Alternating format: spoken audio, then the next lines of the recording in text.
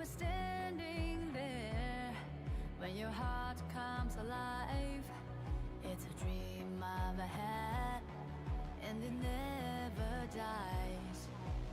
Right here, right now, give it all to get it out. Never surrender, I fight and never fail. I'm a contender, a challenge I can feel. The smallest lies become the brightest enemies, relentlessly. And even if before you gave it everything to be a king,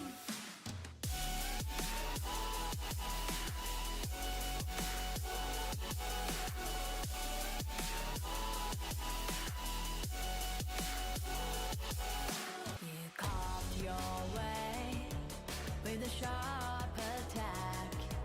You watched it all burn, and you never looked back. There will come a day when your fears will rise. You protect your crown, so it never dies. Never a surrender, I fight and never fail. I'm a contender, a challenge I can feel. The smallest lies become the brightest enemies, relentlessly. And even if before you gave it everything to be a king,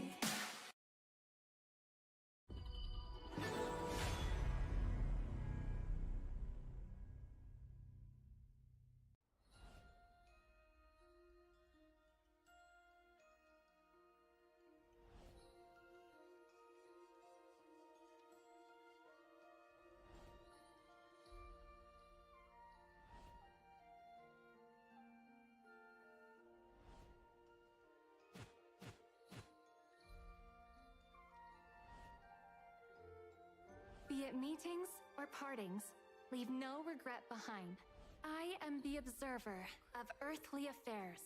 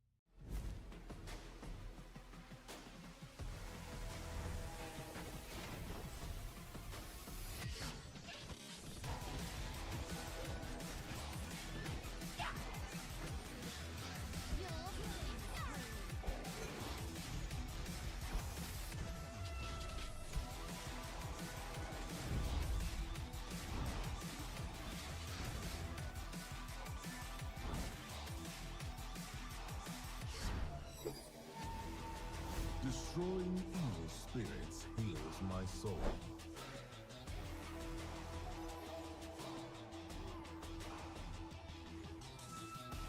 Finally awake. It's time to hunt.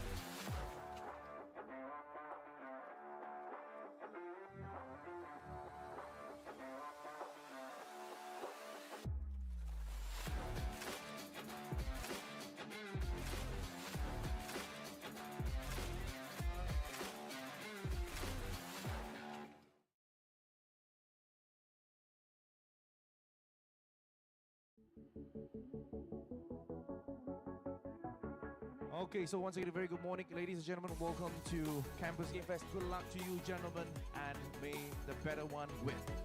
And while you're here as well, please make sure to go around the arena as well. There's lots of fun and interesting stuff to do as well.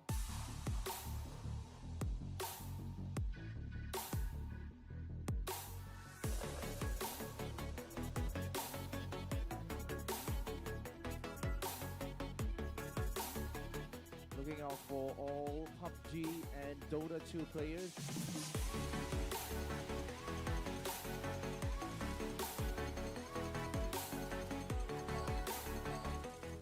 We are going to have Mobile Legends Bang Bang competition right here. We are going to have SFI versus Archangel for the second match for Aaron Wolf SG versus SFI. We have Singapore Polytechnic versus Temasek Polytechnic. We're going to have best of 3 games.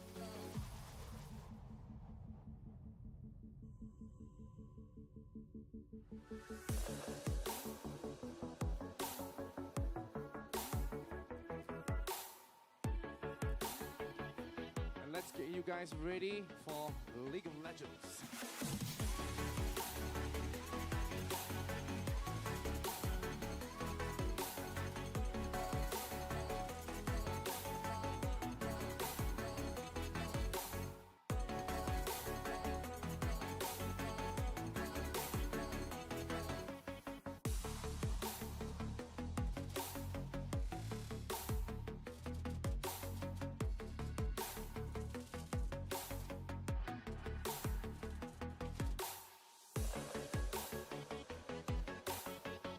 Proceed into giving the prizes away. Let's give them a big round of applause as well. Come on, guys. Come on, come on.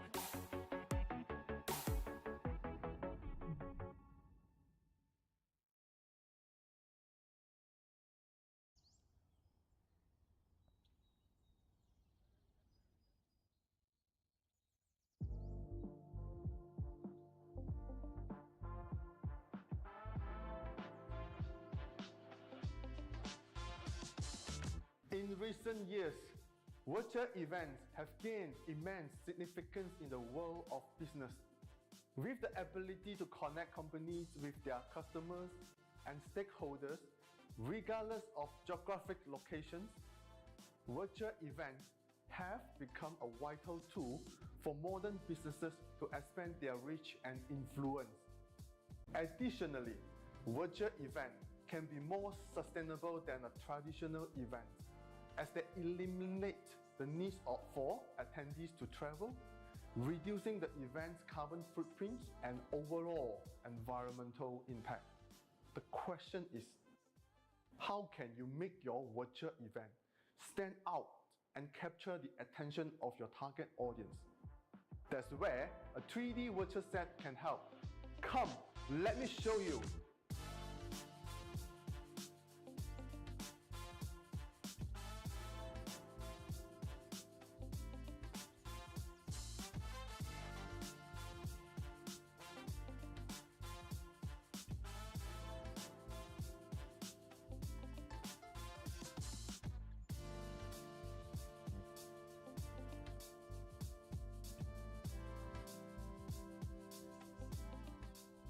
A 3D virtual set can help you create stunning environment that will capture your audience attention and leave a lasting impression. After all, the key to successful event is ensuring that your audience engage with your message and achieve the desired objective. 3D virtual set can reduce costs while still creating an immersive and engaging experience for your audience.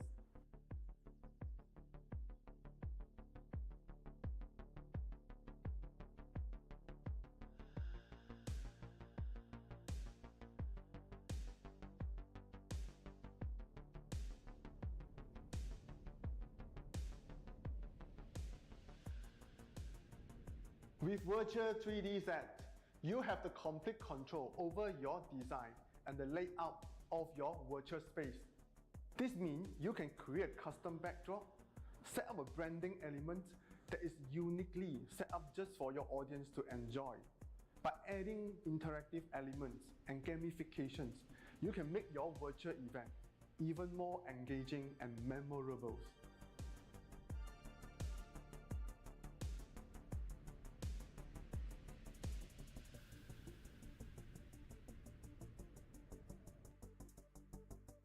A 3D virtual set also provides multiple angles to capture attendees' attention span. You can easily switch between different angles to highlight the speakers, products, or interactive elements. A 3D virtual set can create a dynamic and engaging experience for your audience. This can help to keep audience engaged and motivated throughout the event, leading to better outcomes and results. In today's competitive business landscape, a 3D virtual set can be the key to standing out and creating a truly memorable and engaging virtual event. So why not consider using a 3D virtual set for your next virtual event? Contact us now and see the benefits yourself.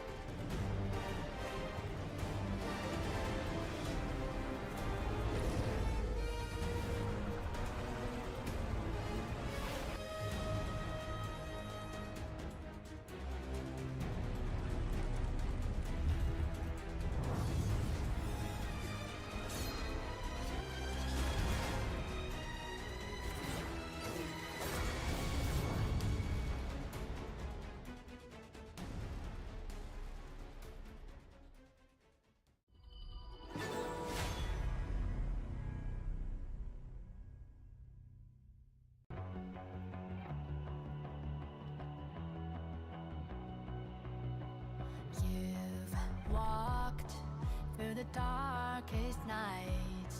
You've heard the crowd, felt the blinding light.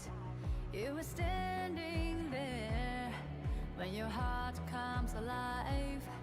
It's a dream I've had, and it never dies. Right here, right now, give it all to get it out. Never a surrender, a fight and never fail. I am a contender, a challenge I can feel. The smallest lies become the brightest enemies, relentlessly. And even if you fall, you gave me everything to be a king.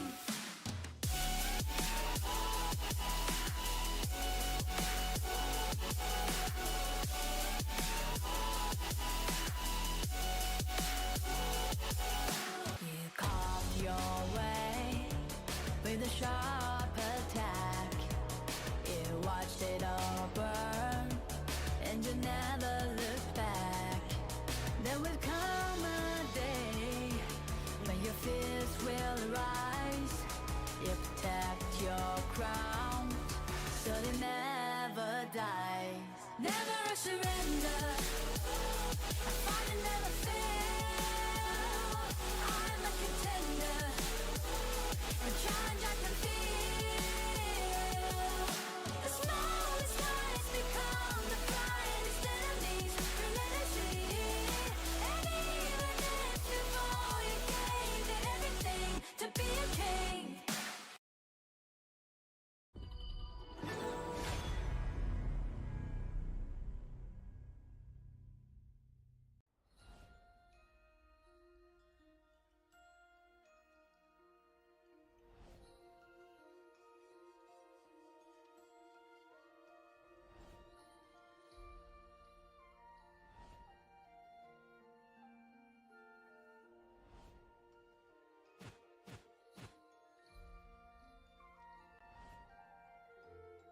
Be it meetings or partings, leave no regret behind. I am the observer of earthly affairs.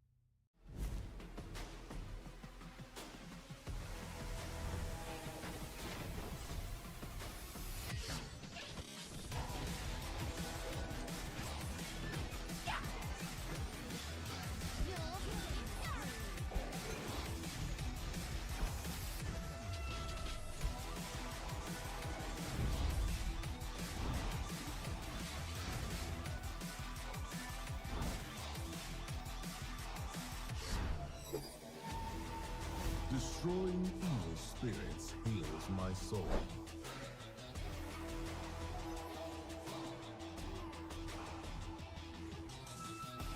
Finally awake.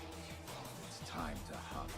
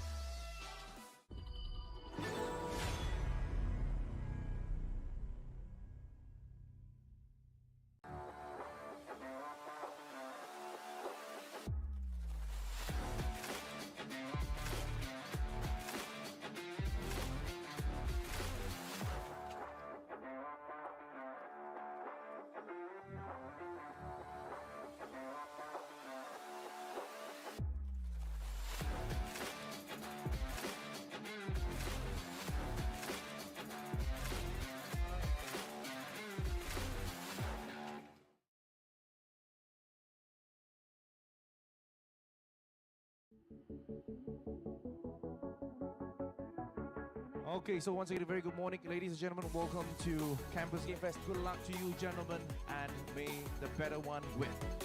And while you're here as well, please make sure to go around the arena as well. There's lots of fun and interesting stuff to do as well.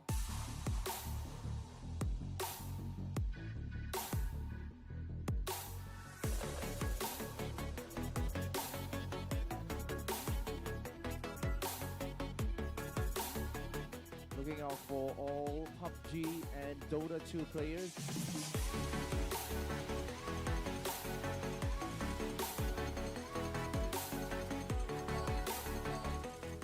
We are going to have Mobile Legends Bang Bang competition right here. We are going to have SFI versus Archangel for the second match for Aaron Wolf SG versus SFI.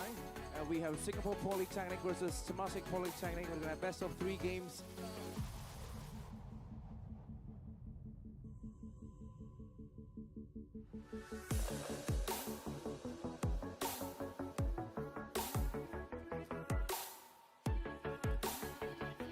And let's get you guys ready for League of Legends.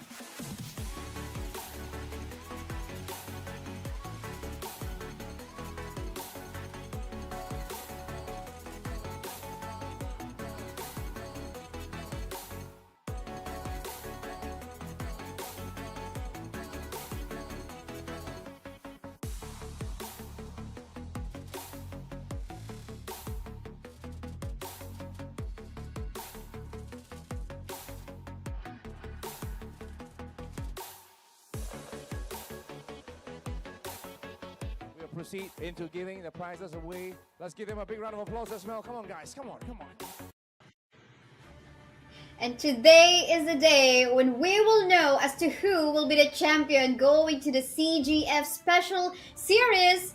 We will find out today together with my friend here, Graham, and me at your service, Kaisaya. Gonna be bringing you the action today. Graham, how are you doing? Are you excited for today? Well, I'm quite excited with what we have, the matches that we have yesterday. You know, it's all best of 3. It's all 3 games, I believe. You know, heated matches. So, I'm wondering if the heat that we had yesterday will be pushing through towards this second day that we have today.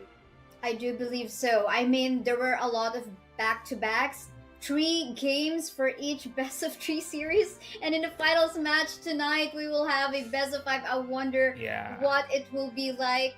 We don't know, we'll just have to find out.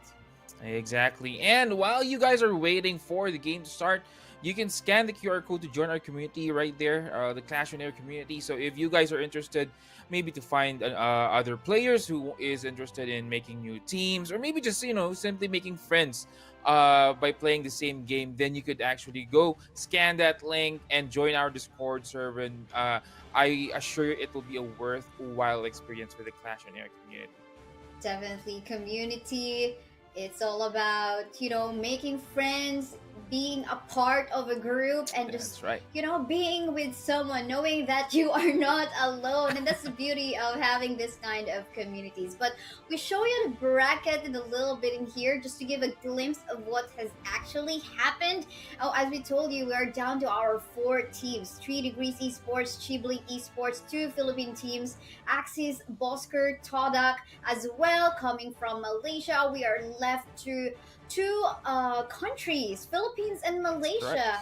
But one thing that is interesting is that apparently the season 1 champion XDG, we did not see them in here. They actually got beaten by Todak on a 2-1 score. Sky Dragon Gaming, who were also a part of this tournament, got beaten by Axis Bosker just on the first round of the event. So, lots of changes, and as we grow, have more seasons coming in this league, we are experiencing, or we are discovering a lot of new teams. You are correct on that one, Keisaya. And in fact, we have one storyline that we are actually following right here.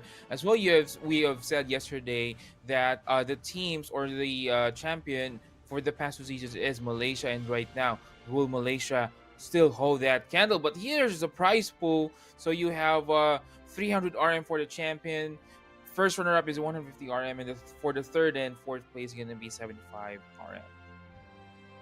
That is so true. That's about a total of like 7,000 pesos, like if we will convert to Philippine peso for our Filipino Correct. audiences. So not only that, because our champion will have the chance, not actually the chance, they will definitely get seated in the quarterfinals event of the CGF Special Series, where they will get a chance to get the share of 2,000 Singaporean dollars prize pool. Wow. And converting it to Philippine peso, that is about 87,000 Philippine pesos. So CGF, meaning Campus Game Fest, it will happen in October 26 to 27 in Singapore. And of course, it will be an expense paid for the accommodation and travel. Who wouldn't love that? Exactly.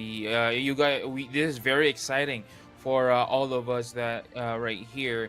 And right now, we will see the schedule for today's matches in a bit. And there you go. So for the first series that we have, again, it is a best of 3 series. 3 Degrees versus Chibling Esports. The second series, again, another best of 3. You have Axis and Todak. And then we have our third game for the grand finals. The third series for our grand finals is going to be best of 5 series. And it depends who will win on the first 2 series that we have here, Kaisaya.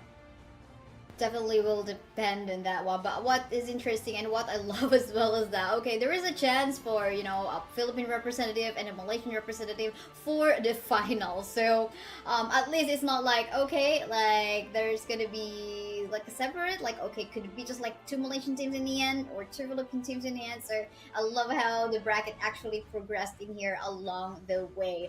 But yeah, this is something that is also like gonna be beneficial to everyone. Like, even though we had teams who already lost, like from round 1 to the quarterfinals, they can still watch these teams that are playing tonight, because they will definitely learn something from these 2 teams if they intend to beat them on season 4, because we do this monthly event league, and it's definitely not stopping anytime soon. We're here for the long run. Exactly. And given that Honor of Kings has just been released globally several months ago, so we can assure that this is just a start. This is not the middle of the end. This is just a start, and there is a lot of surprises for you folks out there for our tournaments. And in a while, Kaisaya, there goes the draft, and we're gonna go ahead and straight into our first series of the day. It's gonna be 3 Degrees Esports and Chibling Esports right here. What do you think of these 2 teams, Kaisaya? First thing, I will think that I don't think that this is the logo of 3 Degrees East. I got like confused about it for a bit. But yeah, these 2 teams, we mentioned from yesterday, we gave a little bit of trivia about the players playing in this team. They were actually former professional players from other games, like mobile games, and they are like already like in the 30s, and they were like, we're in the Filipino community, or calling them the Tito esports because Yeah. like they want to prove that even though like you're already past 30 years old, you can still play. Okay, excuse me for the players of this team. Sorry for revealing all of your ages. At least I did not name your actual name. But yeah, let's go into the bands. Doya, the Yadia, Musashi, pretty standard bands that we're seeing here. Most especially Mhm. the Doya. Exactly. Doya, just plus a hero that just needs another hero who has good ultimate, and Doya will immediately enable that lineup. On the other hand, the Adya right here, we are seeing these one being big. The Adya was just released like what, a month or weeks ago, but Mm-hmm. we are seeing how important she is on the meta that we have right now, and Dharma being banned by Chibling Esports as well. That's so true, and it's pretty understandable as to why these heroes are getting banned, just like what you have mentioned. But Mai Shiranui getting a blind pick in My. here by 3 Degrees Esports. We do know that the Mai Shiranui got a buff from the most recent patch that we have, where she can definitely poke the opponent even easier right now, and that's gonna be looking scary, especially we're talking right. about a player who plays the Mai Shiranui very aggressively. But now Yu-Won and Zhang Fei combo. What do you say about this first two picks of Cheap Esports? These two picks are very reliable. I mean, these are two of the heroes that you can't go wrong, basically. Mm-hmm. And also this is some sort of a flex. Although Zhang Fei usually goes into the roam, but we still don't know how this U1 will play out. They could actually put it in the jungle. Mostly it is being played on the mid lane, but in terms of in this level of play, there are sometimes some change of tactics that actually gets other teams off guard. So that may be the plan of Chiblings Esports right here. We don't know. So we will find that one out as the draft reveals itself. And on the other hand, Argan, Lady Sun, and then Arlie pick on the Chiblings Esports.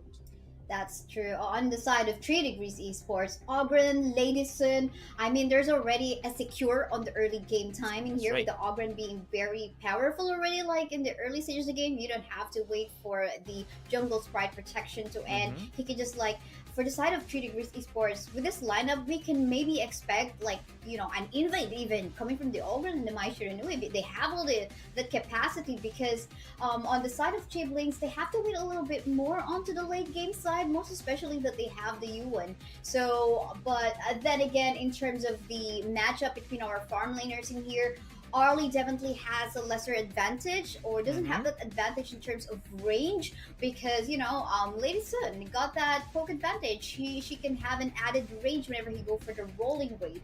But we'll see about that. But look at this bats that we're seeing right now. Lady Jen, Matsu, and Sunbeam. What do you think about this bats? Well, yeah, the Matsu ban is actually very, obvious right here.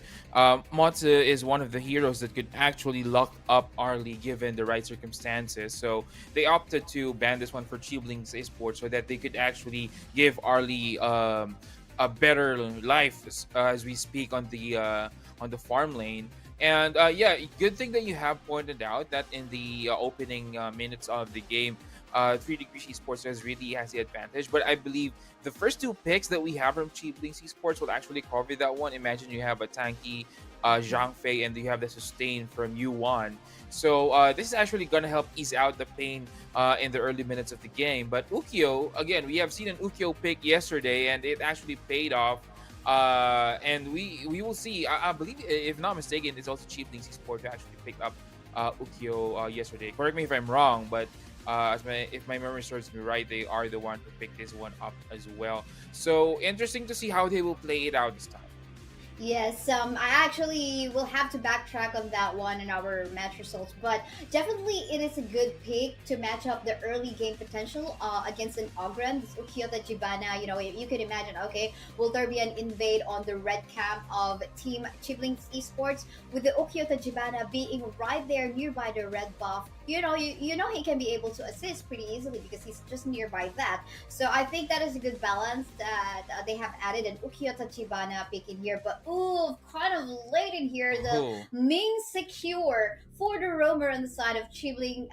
3 Degrees Esports. Normally we would see like, okay, right off the bat, if you are given an opportunity to pick two heroes, just go for the latest one and the Ming right off the bat because you might lose to Ming later on, getting banned out by the opponent team. But since Chibling Esports left that open, I mean, I think Mhm. sure, why not get this, said 3 Degrees Esports. Exactly, but I want to give a little bit of highlight onto the last pick that Chiblings got. It's gonna be Liang.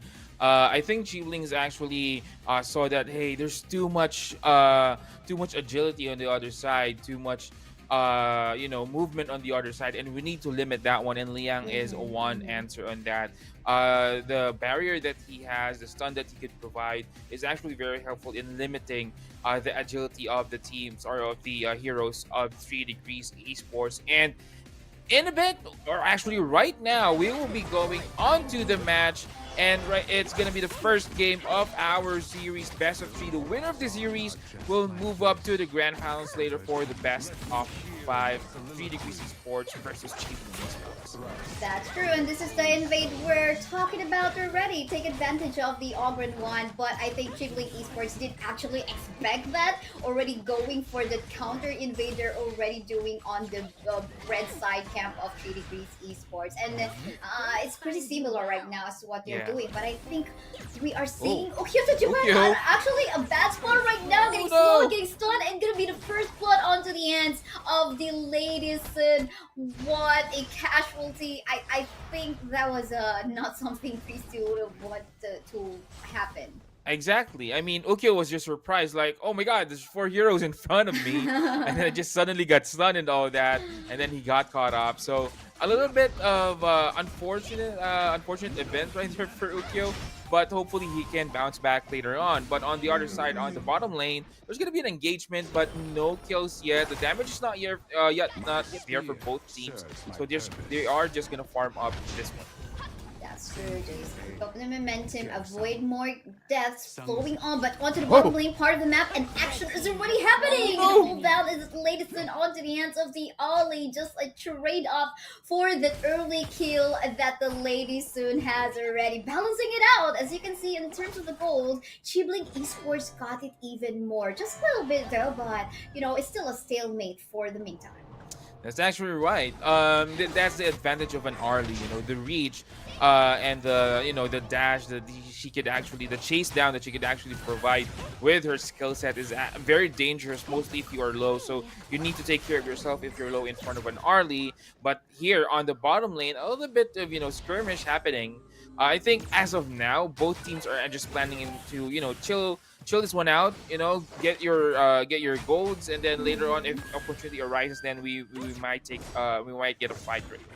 I just kind of did not like as to how the Mai Shiranui went forward, showing herself into the bottom lane part of the map. But we see the fight happening right now, getting suppressed at that moment. Is the Mai Shiranui going to fall down onto the hands of the Ali? But then again, another potential casualty. But no, they will actually survive. The Ming super low on HP right now. But yeah, going back to my point in there, I think Mai Shiranui could have actually go onto a better route, not showing himself that he's actually on the bottom lane part of the map. And that actually allowed the Yop one to actually go for that suppress, the control power work to actually stop him if ever this Raz will actually go onto a fight. But oh my, I'm actually getting confused because this Raz is actually a name of the other game that is actually supposed to be Honor Kings Global. But yeah, just talking about I think it's you have to be very careful in setting up the flanks and the kills that you want to do if you want to assassinate someone. That's correct. And I think they actually underestimated the stopping power of Liang right here. Mai actually got caught, tumbling around around that Liang. So it is not a good sign. You just need to take care of yourself. Liang has a lot of stopping power. So if you're one mobile hero, that might be a problem for you. But the chase right here, and there's gonna be a kill. The chase down coming in, and that's a kill right now. It's gonna be Ukyo going down, but on the other side, it's U1 successfully getting the Tyrant, and the buff is there. So which means Chiblings Esports can now be aggressive on the map, finding kills with this Tyrant buff. Well, GTR is actually winning that 1v1 fight up against Christu despite the early game advantage. But hold the thought on the bottom lane part of the map, we have a fight ongoing at the moment. The Lady Sun will not survive. Gonna get caught up off guard onto the members of Chibling Esports. Or not yet done. Back up incoming, but this tower will fall down onto the side of 3 Degrees Esports.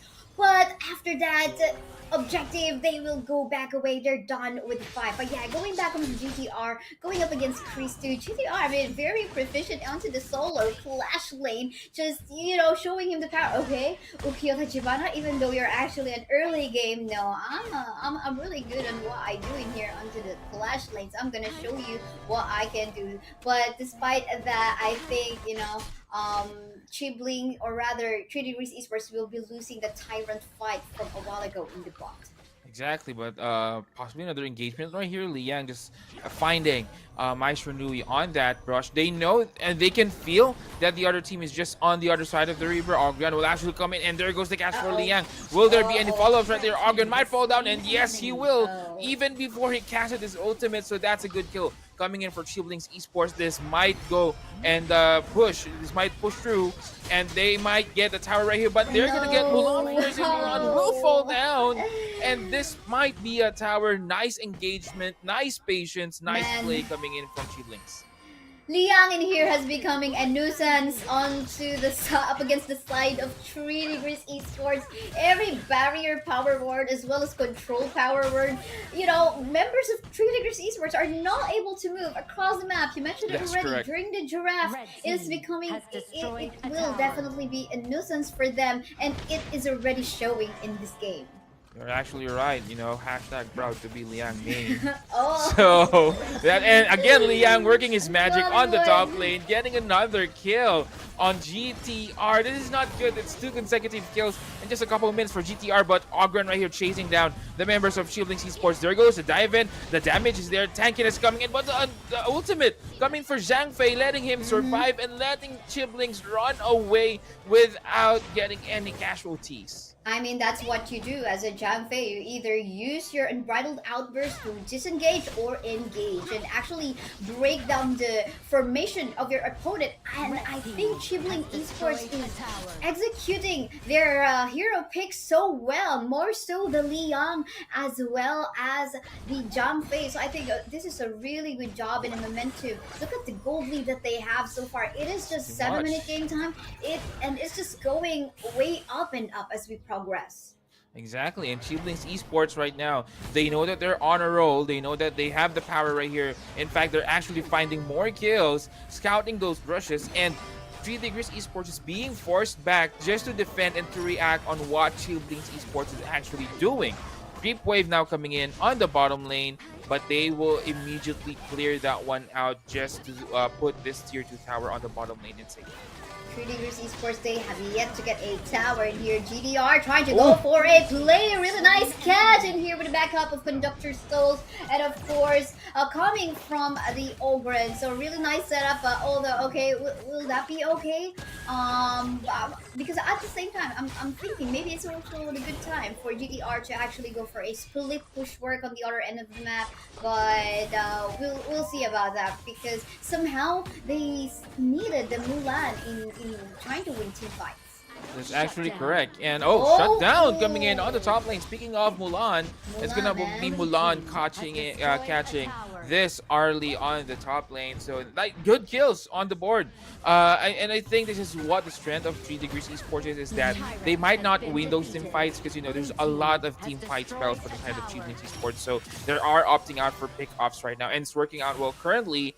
And the gold lead, we were talking about the gold lead a while ago. The gold lead is quite close right now, almost equal for both teams. That is so true. They're actually on the lead right now, and I think they found the answer. They found what they can do. They needed GTR into the team fights whenever it has to happen, and then after team fight, GTR just go for a split push or go for a clear pressure of the minion waves onto the top side or any other side of the map. And whenever we see that there's actually the control power word or even the barrier power word coming from Liang, the 3 Degrees Esports will just decide, okay, just back away. We're not going to continue because it's really hard to deal with the CCs coming from the Liang.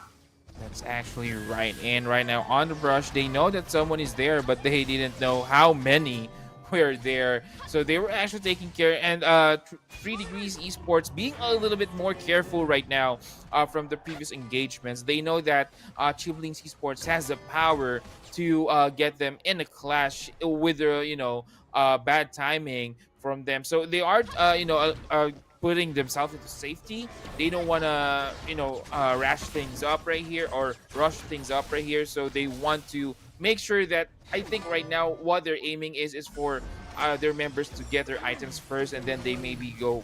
They can go for a 5v5. But speaking of, and Arlie getting that kill onto Mulan. But on the top lane, it's gonna be the Ming and the Lady Sun combo just drilling damage onto their towers on the top lane. 4 members of Chibling Esports now on the bottom lane. They're gonna get this tier 3 tower on the bottom. Will they push towards that GG push? And yes, they will. They got Augment right here. Augment Conductor of Souls has been used, so he will not be get killed yet. And I think Chibling Esports needs to go down. But no, Ukyo decided he will get a kill first before he goes out of the base of 3 Degrees Esports. And nice engagement right there by Chiblings.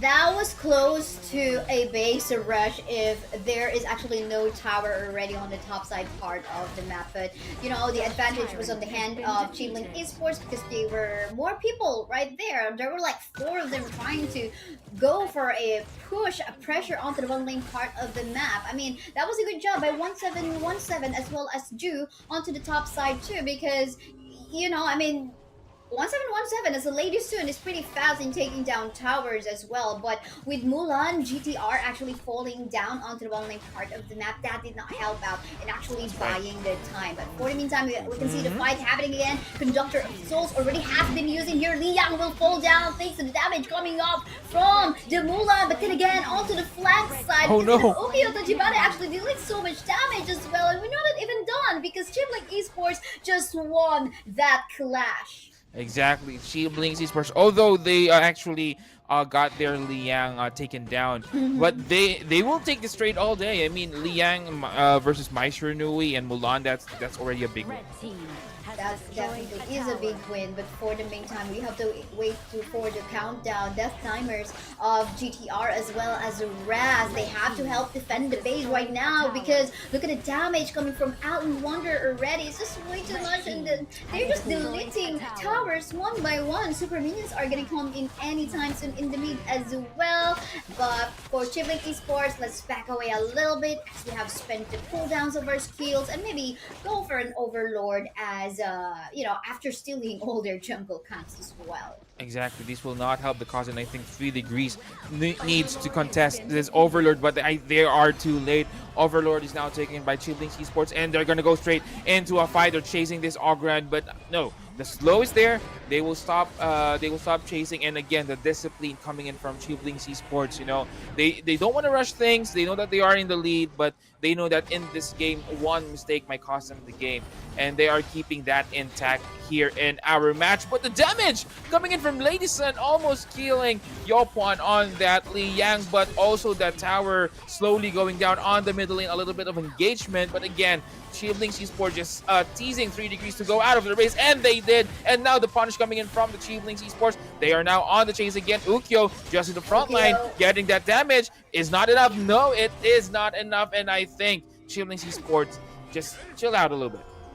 That's so true. They have to chill out because the damage coming from 1717 is just way too much. Killing off the Ogio and Force has been used already and raged in here on the side of Chibling Esports, and they're killing it off onto the back line. We can see Mulan try to do her best, but then again, members of Chiblings or 3 Degrees Esports are already on to the wipe out, and this is gonna be it. Chibling Esports decided to end this game at a 13-minute game time. Wow. Congratulations.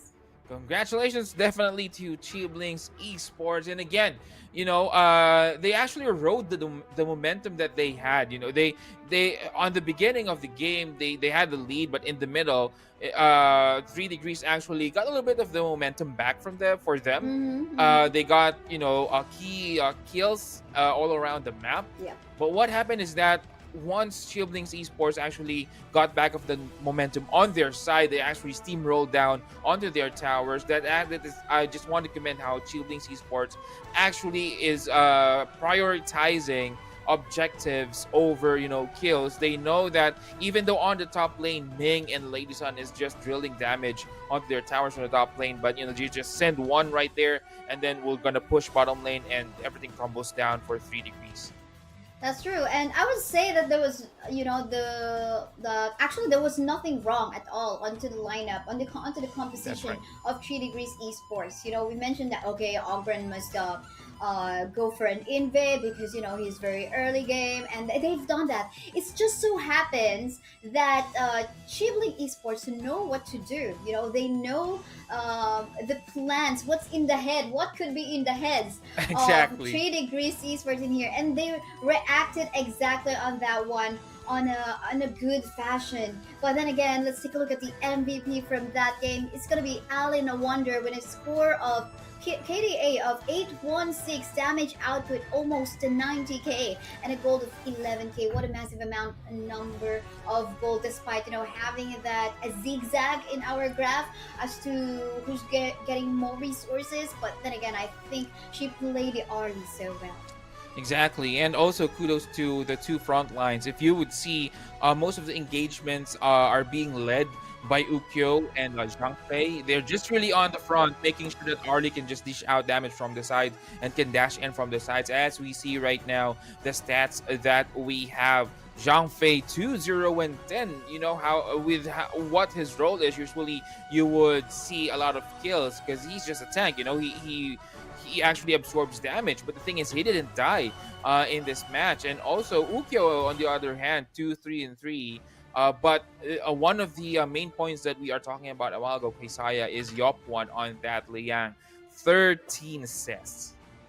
My goodness, I mean, that's a lot. Actually makes me want to see like the team fight contribution that they had. But 3 Degrees, definitely they also had a hard time with the number of CCs that Chibling Esports had. There's CC coming from Zhang Fei, from Yu Huan, so was his Liang, and Ukyo to Japan. We've seen his stuns even connecting, even though like, okay, that's a one-man stand, it's kind of hard to actually connect onto a target, but then again he did it so well. And looking at the team fight contribution, 93%. Look at that for both Allen Wonder and the Yop1. You're really gonna get annoyed, for every team fight that you'll encounter up against them. Liang is always present, and then you'll just see the barrier is just in front of your face, not allowing you to move properly on the map. What more the power word, the control power word, you getting suppressed and you're not able to escape at all. Exactly. That's what I was telling. I think Liang is one of the most underrated heroes when it comes to pro games, due to the fact that heroes that we have in this meta. You have Dharma here. You have Mai. You have Lady Sun. You have Shangguang. These heroes are being seen, or Arlie specifically. These heroes are being seen all around the meta, and Liang, just drop that barrier in the middle of the clash. They immediately, it already limits the skill or the movement that these heroes can do. And I think Liang is actually a must pick in this kinds of situation. So shout outs to Yop1 in using that Liang. Very good. And Yop1, you made Graham just so happy for making use of his main, alright? Exactly, okay. exactly. There we go. What a fast game for our game one in here. This speaks a lot onto the capacity of Chibling Esports to maybe even make this on a 2-0 score. We don't know. But then again, 3 Degrees Esports, for sure they have learned something from that fight, and they have pretty experienced players anyway as well. So That's for sure they realizing that okay, we should think that they probably know what we could be doing as well, so might as well they check out our own jungle camp. Maybe they are doing a counter invade right off the bat, and at the same time at least have a balance of having the CZ as well, because I That's think correct.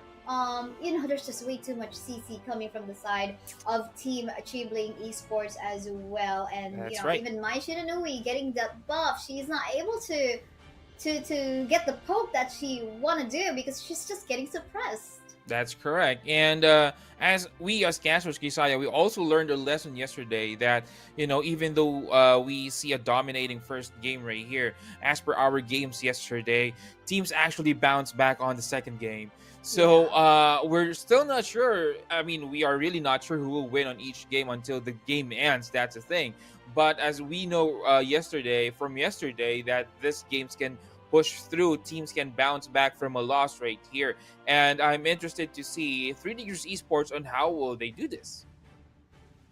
That's true. We head into our draft pick as soon as now, and makes me wonder if what if there's gonna be a respect then at all. Yeah. Coming from, let's say, will there be an Arlie ban because Arlie was also just way too much? Will there be a Liang ban? But Hmm. and then again, it all always boil down to execution as well. But we'll see. Will there be makes me curious as well if there will be some chances of even getting a Yuhuan Dolia That's combination because correct. a while ago the latest Sun Ming was left open by Chibling Esports for 3 Degrees Esports. So I wonder if this is something we possibly can see. But then again, blind ban in here by 3 Degrees Esports will be the Mai Shiranui. Still, even though she didn't get the win from the previous game, still respectable for what she can do in terms of like an aggressive player into the middle lane. We saw how That's right. aggressive Liang was a while ago, right? Even though he was mostly providing support as a mid.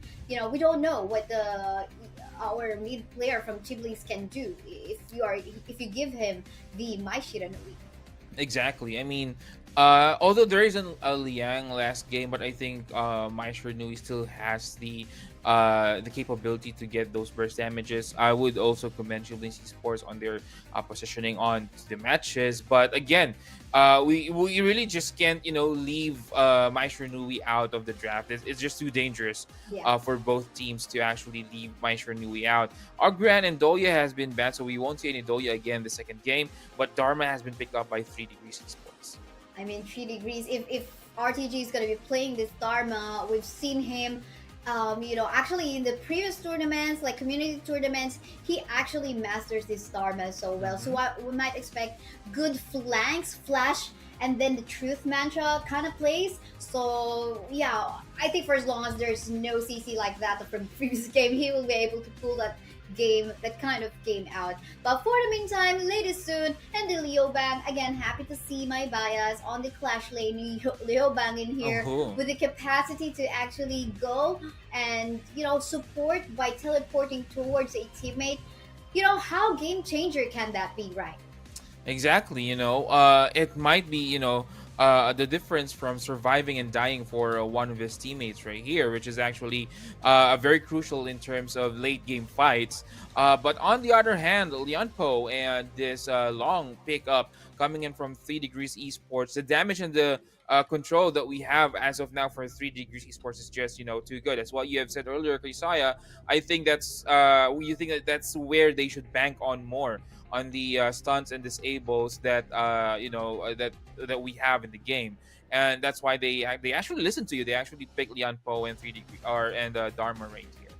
That's true. I mean, an added CC for them. But another combo this time, it is gonna go on to the side of Dribbling Esports. We've seen them previously in the hands of 3 Degrees, and they said, we're gonna show you how to play this duo combo. But I'm just kidding. Of course, 3 Degrees did actually play that combo as well, so just didn't work out the overall composition. But this is gonna look scary, of course, especially if we're talking about a late game lady soon. That's So right. if 3 Degrees Esports is not able to finish this game as early as possible, this could be disaster. But anyway, Long is pretty late game too, so I think now it will just boil down on who gets the resources and the farm, the gold earlier on. That's actually correct. But the Hanshin ban coming from Shiblings Esports, we saw what Hanshin can do on games. We were so amazed at how the distance of the dash or the distance he can cover in just a couple of seconds, which is pretty scary, mostly if you're getting chased. So good ban right here by Shiblings Esports. On the other hand, the ban Lady Zhen and Princess Frost. The two ice queens that we had battling in the middle lane yesterday. We won't see them, at least for now, on this game. But Gun and Mo, another mid lane who we saw also yesterday, is also getting banned right here. So both teams are actually focusing more on the mid lane bans, I would Mm-hmm. say. And I think they want to get that mid lane advantage as soon as possible here in the draft. That's true. I wonder, Joe. I mean, we still have some options like what we've been seeing on previous games, like that of the Diaochan. Diaochan also Mhm. has some mechanics changes, wherein, of course, the CD reduction is also already reduced for his S for her S2 in such a way she can dance, better. And the high note too. Forgot about that. Almost That's right. nice pokes. I mean, if there's no Ganon Mo, let's get the high note. A high note definitely is another mid lane that is super annoying when you encounter him in the mid, not just in the mid, but in the team fights as well because of the long range poke that he can do. And this is actually quite good because looking at the lineup of 3 Degrees Esports, you have Dharma, you have Leonpo. This hero thrives on longer engagements in terms of clash, which also Haino is actually thriving on that one as well. Yeah. The more that he throws his spear out, the more damage he could actually dish out all over the clash. But right now, I was actually about to say this one. Xiao Chao on the mid lane and U1 also getting picked by 3 Degrees Esports. On the other hand, it's gonna be Luna. So what I'm thinking right here, Kaizaya, I've seen a lot of, I've been watching Chinese leagues right here. Most of the Luna is being played in the mid lane. Hopefully I'm correct, but I think they're gonna put Hano in the jungle and then Luna in the mid lane. I might be wrong, but yeah, that's how I read this Shieldings Esports draft as of now. We'll see if they're gonna be using that smite either on the Luna on the Hino, but so far, of course, like in the meta, like it's the common meta still, like the Luna going into jungle and Hino into the mid.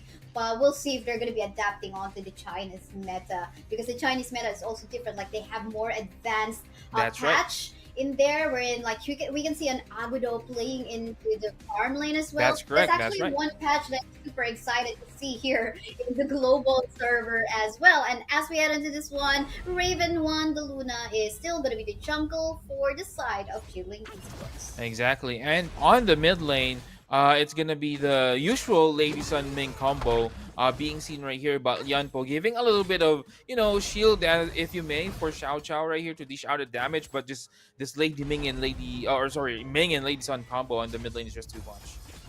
Definitely too much. I mean, Ming giving out the carefree time for her teammate, but for the meantime, the fight on going on to the middle of the Ooh. ring. No, Oh! Zero one almost so close to death. Oh my goodness, the healing dew is not yet up. So, but Wow. then again, he's still safe, so it's still okay. But that was a really nice visit coming from RTG from the top side.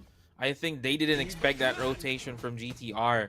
And Meng almost getting killed right there. Just one tap on the back, just a little shove from GTR right there will kill Mhm. Ming, but Ming survives that sliver of hell. But on the bottom lane, a little bit of, we're kind of a slow pace than what we saw earlier right here. But on the other hand, U1 getting a lot of damage. There goes your ultimate for U1, but I think they will just, run this one out for 3 Degrees Esports. They try their best. I mean, if this is late game we're talking about already with the gank that a team 3 Degrees Esports did from the members of Chibling Esports, they could have pulled it off. But late game, I mean, U1, he doesn't have the damage as of yet to actually pull that one up. But for the meantime, we see Clash ongoing in here again. A visit coming from our mid lane, Xiao Chao, as well as the U1. But then again, Chibling was just way too safe, and they want to go back to safety and not allow 3 Degrees to actually gank them out. Actually, this is quite different than what we see earlier from our first game. This is a little bit more chill than what we saw earlier, because earlier in the starting minutes we already have a couple of kills. But yeah, right now we don't really see that much. They're just trying to maybe bait themselves out, maybe to pull the heroes out of their comfort of the tower. But still, no kills are being given for both teams. Not as of yet. They are definitely a lot of late game heroes, to be honest. Most especially on 3 Degrees Esports in here. The Xiao Chao, the Long, as well as the U1. So I think they're also respecting that one. While at the same time, Haino, Lady Soon, they also have to wait for their power spike to come in. So I think that's the reason why, it's kind of a stalemate at this early game time because we don't really have an early game hero being seen at the moment. They were trying, but as you can see, damage not enough. Like we've seen in the mid, we've seen in the jungle camp of 3 Degrees Esports, but then again, damage output is not enough. That's correct. And yeah, on the mid lane, both teams just trying to make sure that they have the correct timings first before they dive into any engagement. Maybe if they caught someone off guard or off position, they could actually go for that. But on the river, this mid or this river might see an engagement right here. But again, both teams just avoiding any confrontation from each other.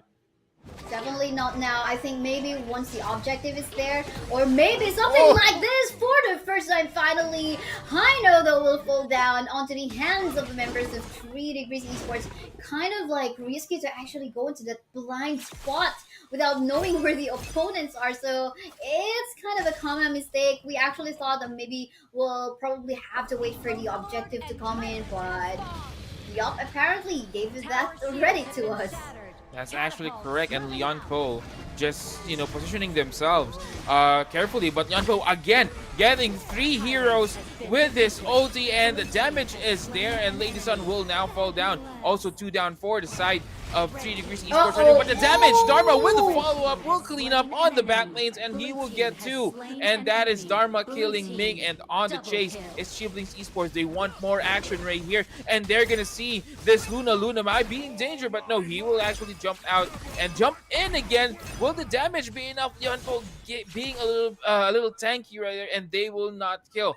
Dharma, GTR with that surprise attack from behind, getting 2 kills straight for 3 Degrees Esports. That is so true. That was a really nice truth trap play coming from GTR in there. But apparently 1717 already fall down before even actually, having that pulled off, because I think if 1717 did not die from that, they could potentially won that fight, because right. Raven as well as Christu was really dealing too much damage, and it was way too much of a damage for Ju to even handle, not allowing Ju to assist GTR onto the last team fight.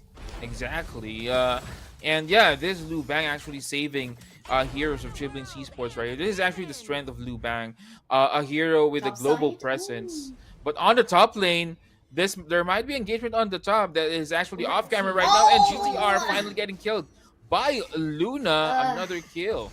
They were mad because they weren't able to get GTR from the fight in the bot a while ago. So, okay, this is the revenge play. We're going to try again. It's like, okay, take 2, and we'll make sure that in take 2, we're going to get to GTR. And they did. They really want to get this win. But yeah, we're pretty stalemate at the moment. Same number of goals, same number of kills. No towers fallen down as of yet.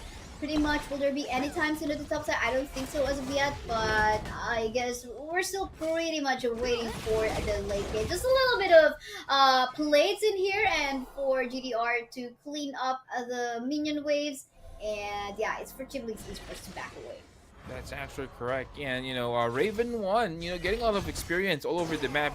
He is already level 11, and this might be an advantage in terms of engagements and clashes when this happens. So I think that's why Raven 1 is actually roaming around the map, possibly finding the kills, because he knows that he has the levels advantage, which means that his skills are more stronger than the other. But Yanpo will actually try to dive in. He will get 1, but no engagement. They're going to focus on the tower, and I think they're going to go back, but the chase is on for the side of Chiblings. They're going to try to dish out damage, and Luna diving into 2. The damage is there, but Xiao Chao will get the kill on Liu Bang, and Ming also killing Yu1 on the other end.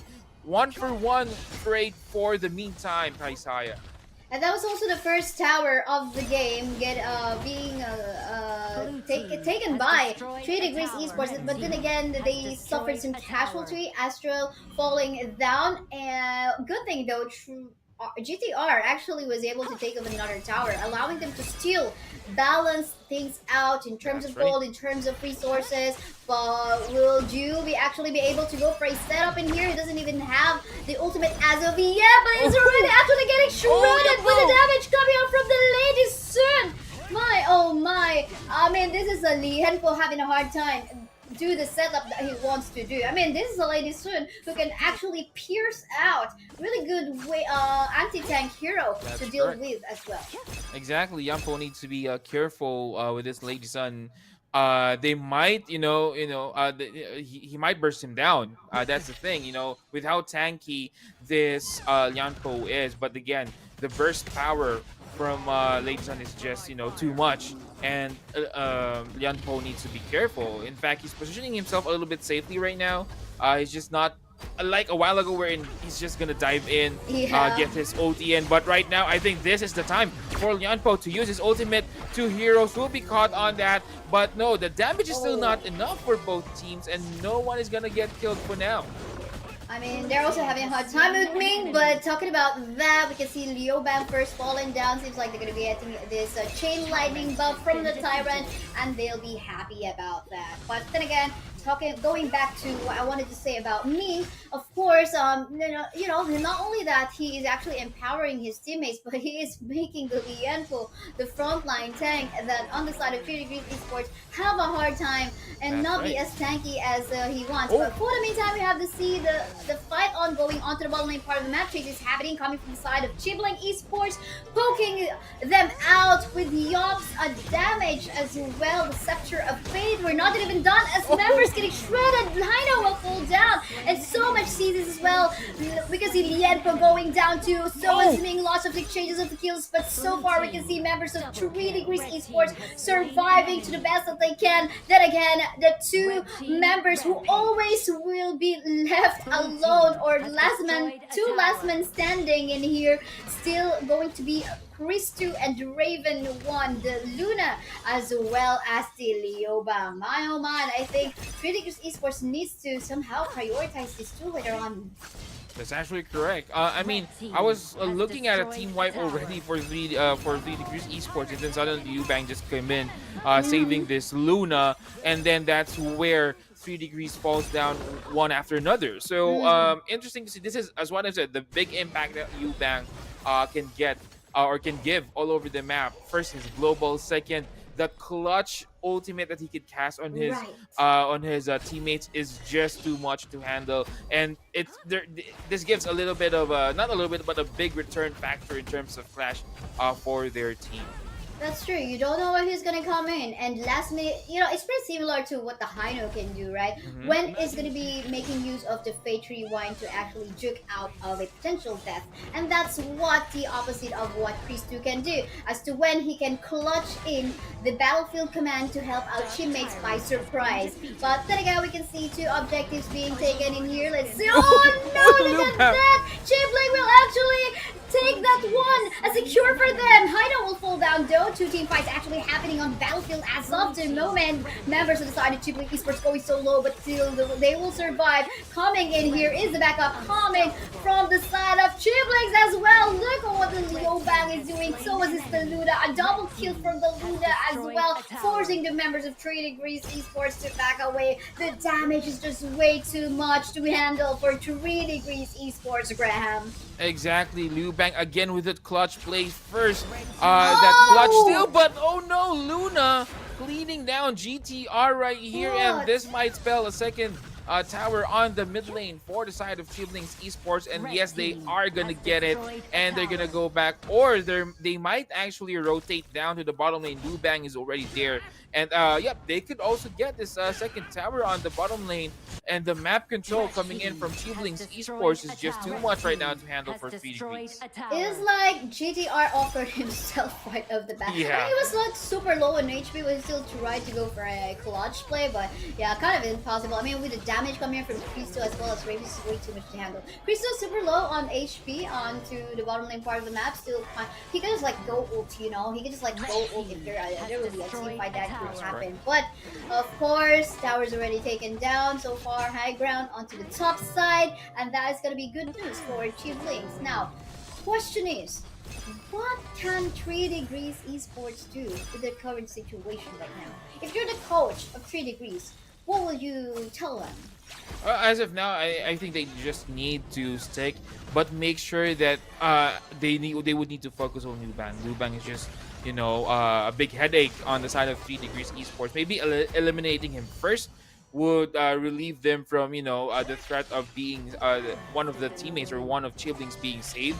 And yeah, they might have a good engagement with Lubang off the map. But let's see how 3 Degrees will handle this one. And again, Hano getting caught right there, but no, he will immediately flash out to safety. Or another thing could be like locking in this Liobang onto a CC when he is all alone in a particular section of the map.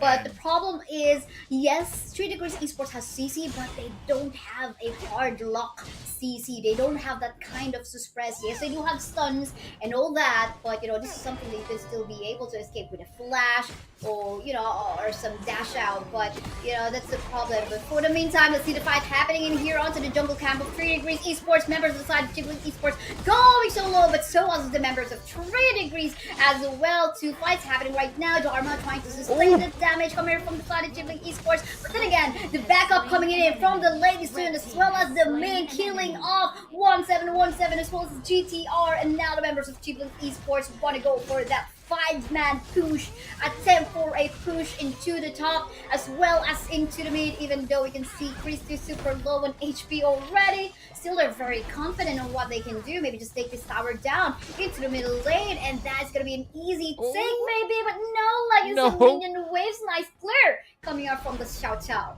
The tower protection being clutch right there, just coming in before the last damage hits.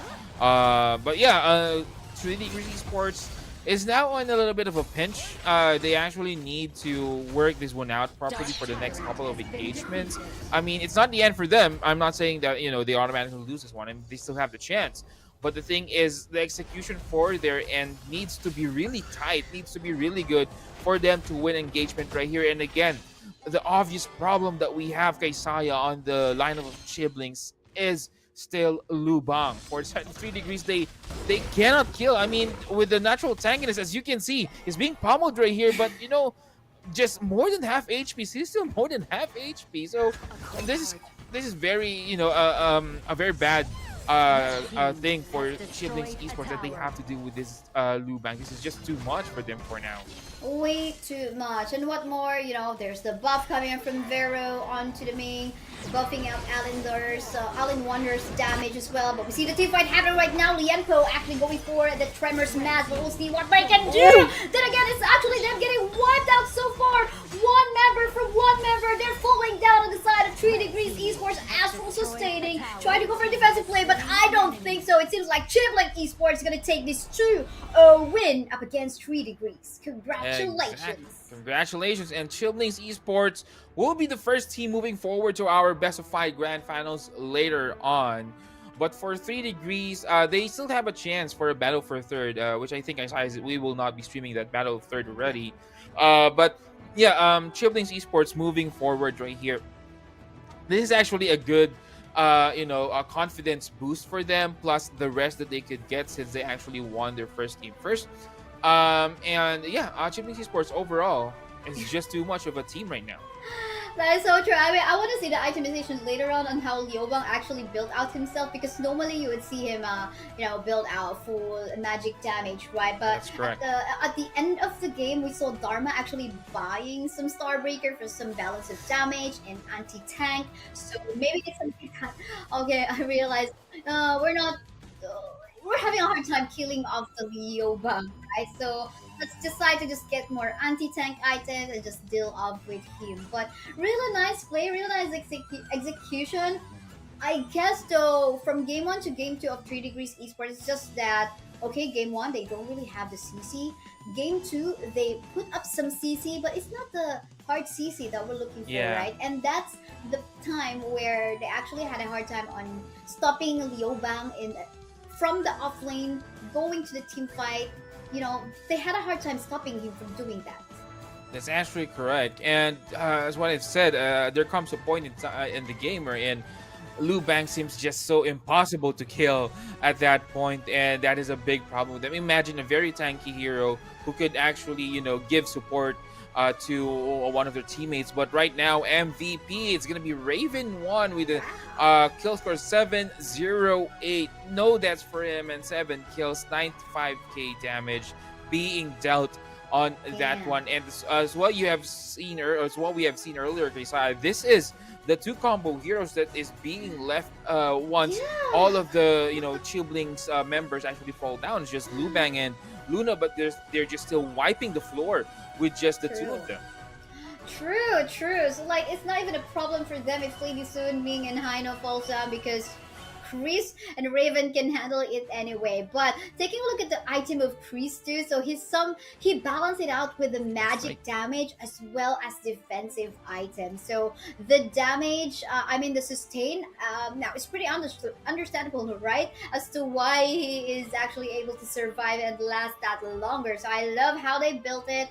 We can see Alan Wonder try to go for like some sustain and damage as well, or some longevity for him to actually deal off like with the team fights, allowing him to survive up against the damage of the long. But overall, I think it's still a GGWP for both of the teams. It's just so happened that Ghibli's like knows this game so well, and I think they know how to draft. They know how to draft better for this tournament. You're actually correct on that one, and I just want to piggyback on that statement. I was looking back, I was remembering the draft, and we could see that they really played around the draft with Chris in mind, and as we look at other stats right here, but going back, they actually played the draft with Chris in mind, or Chris 2 in mind right here. They banned those heroes that could burst down, Liu Bang, and well, Long Ken. But the thing is, I find him a little bit underwhelming in this match. Oh, definitely. I mean, with Ming up against on the opponent, you don't really. It's like, okay, where's your damage? Like, it's like you're That's tickling correct. us, right? Like, so if you are getting debuffed by Ming's Glide Mastery, like, okay, early game time, you're nothing compared to my Allen Wonders Lady Soon damage in here with a carefree time buff. But then again, overall, I think it was like drafted so well. Team fight in here, 82 and 88 for both Chris and Ray.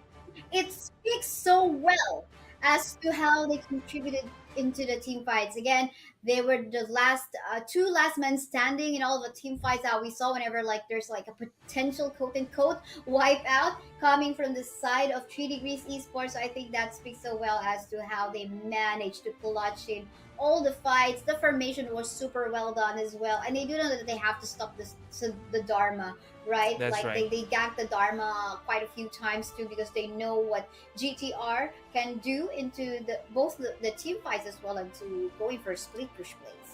That's actually correct, and I think they have this internal, talk between themselves that hey, or Liu Bang, whenever everything goes haywire, just go OT Luna and then wipe the floor. Because every time, each and every time, it's gonna be Luna who Liu Bang is saving.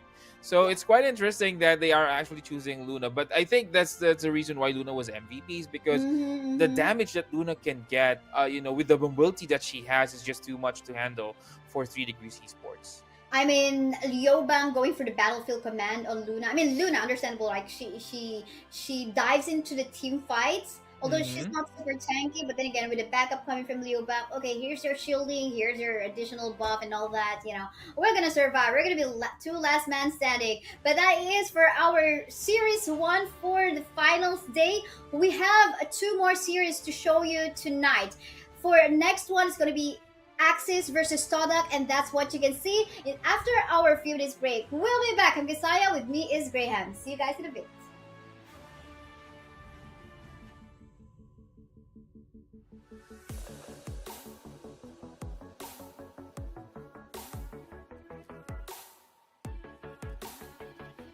And let's get you guys ready for League of Legends.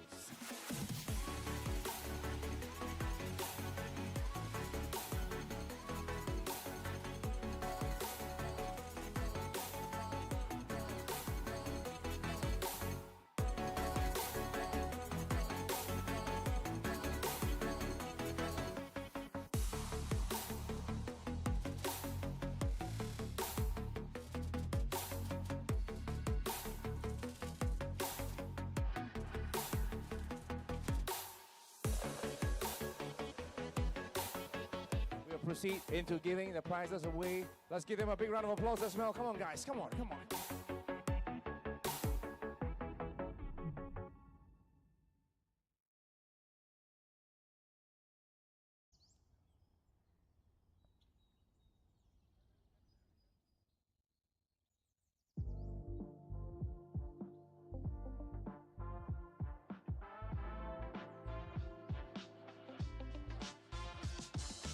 In recent years, virtual events have gained immense significance in the world of business. With the ability to connect companies with their customers and stakeholders, regardless of geographic locations, virtual events have become a vital tool for modern businesses to expand their reach and influence. Additionally, virtual events can be more sustainable than a traditional event, as they eliminate the need for attendees to travel, reducing the event's carbon footprint and overall environmental impact. The question is, how can you make your virtual event stand out and capture the attention of your target audience? That's where a 3D virtual set can help. Come, let me show you.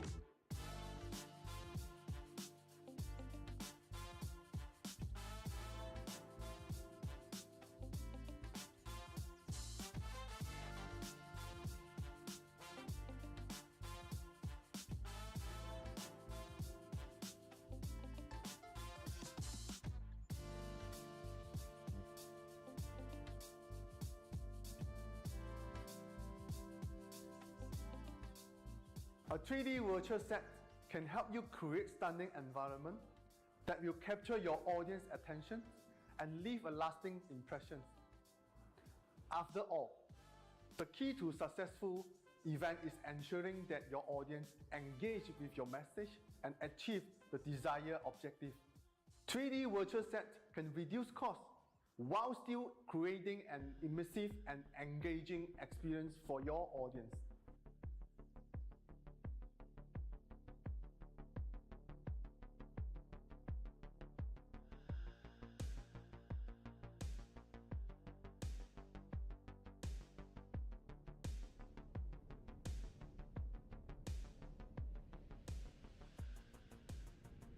With virtual 3D set, you have the complete control over your design and the layout of your virtual space.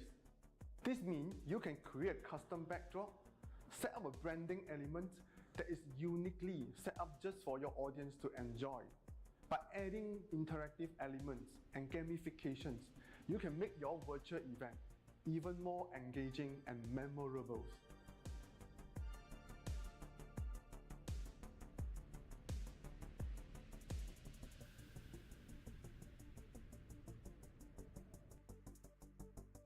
A 3D virtual set also provides multiple angles to capture attendees' attention span. You can easily switch between different angles to highlight the speakers, products, or interactive elements. A 3D virtual set can create a dynamic and engaging experience for your audience. This can help to keep audience engaged and motivated throughout the event, leading to better outcomes and results. In today's competitive business landscape, a 3D virtual set can be the key to standing out and creating a truly memorable and engaging virtual event. So why not consider using a 3D virtual set for your next virtual event? Contact us now and see the benefits yourself.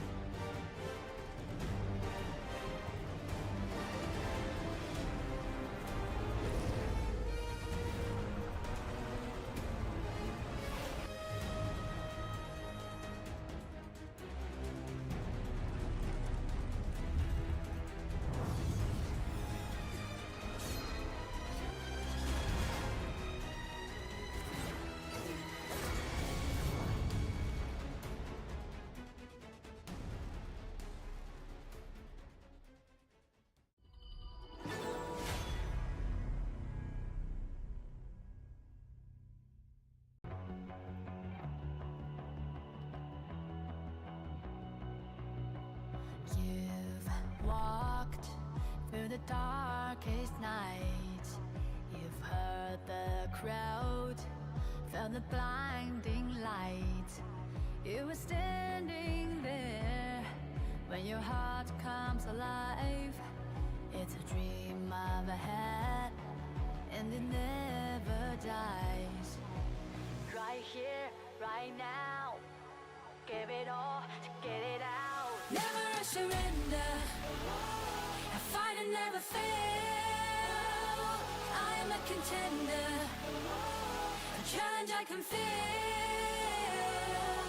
The smallest lies become the brightest enemies, relentlessly.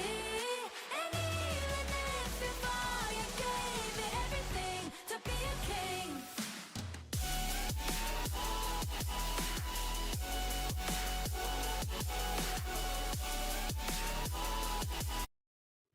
And we are back in here at the Clash on Air Cup Season 3. I'm Kaysai, with me is Graham, ready to bring you the action for our second series. Graham, how are you doing?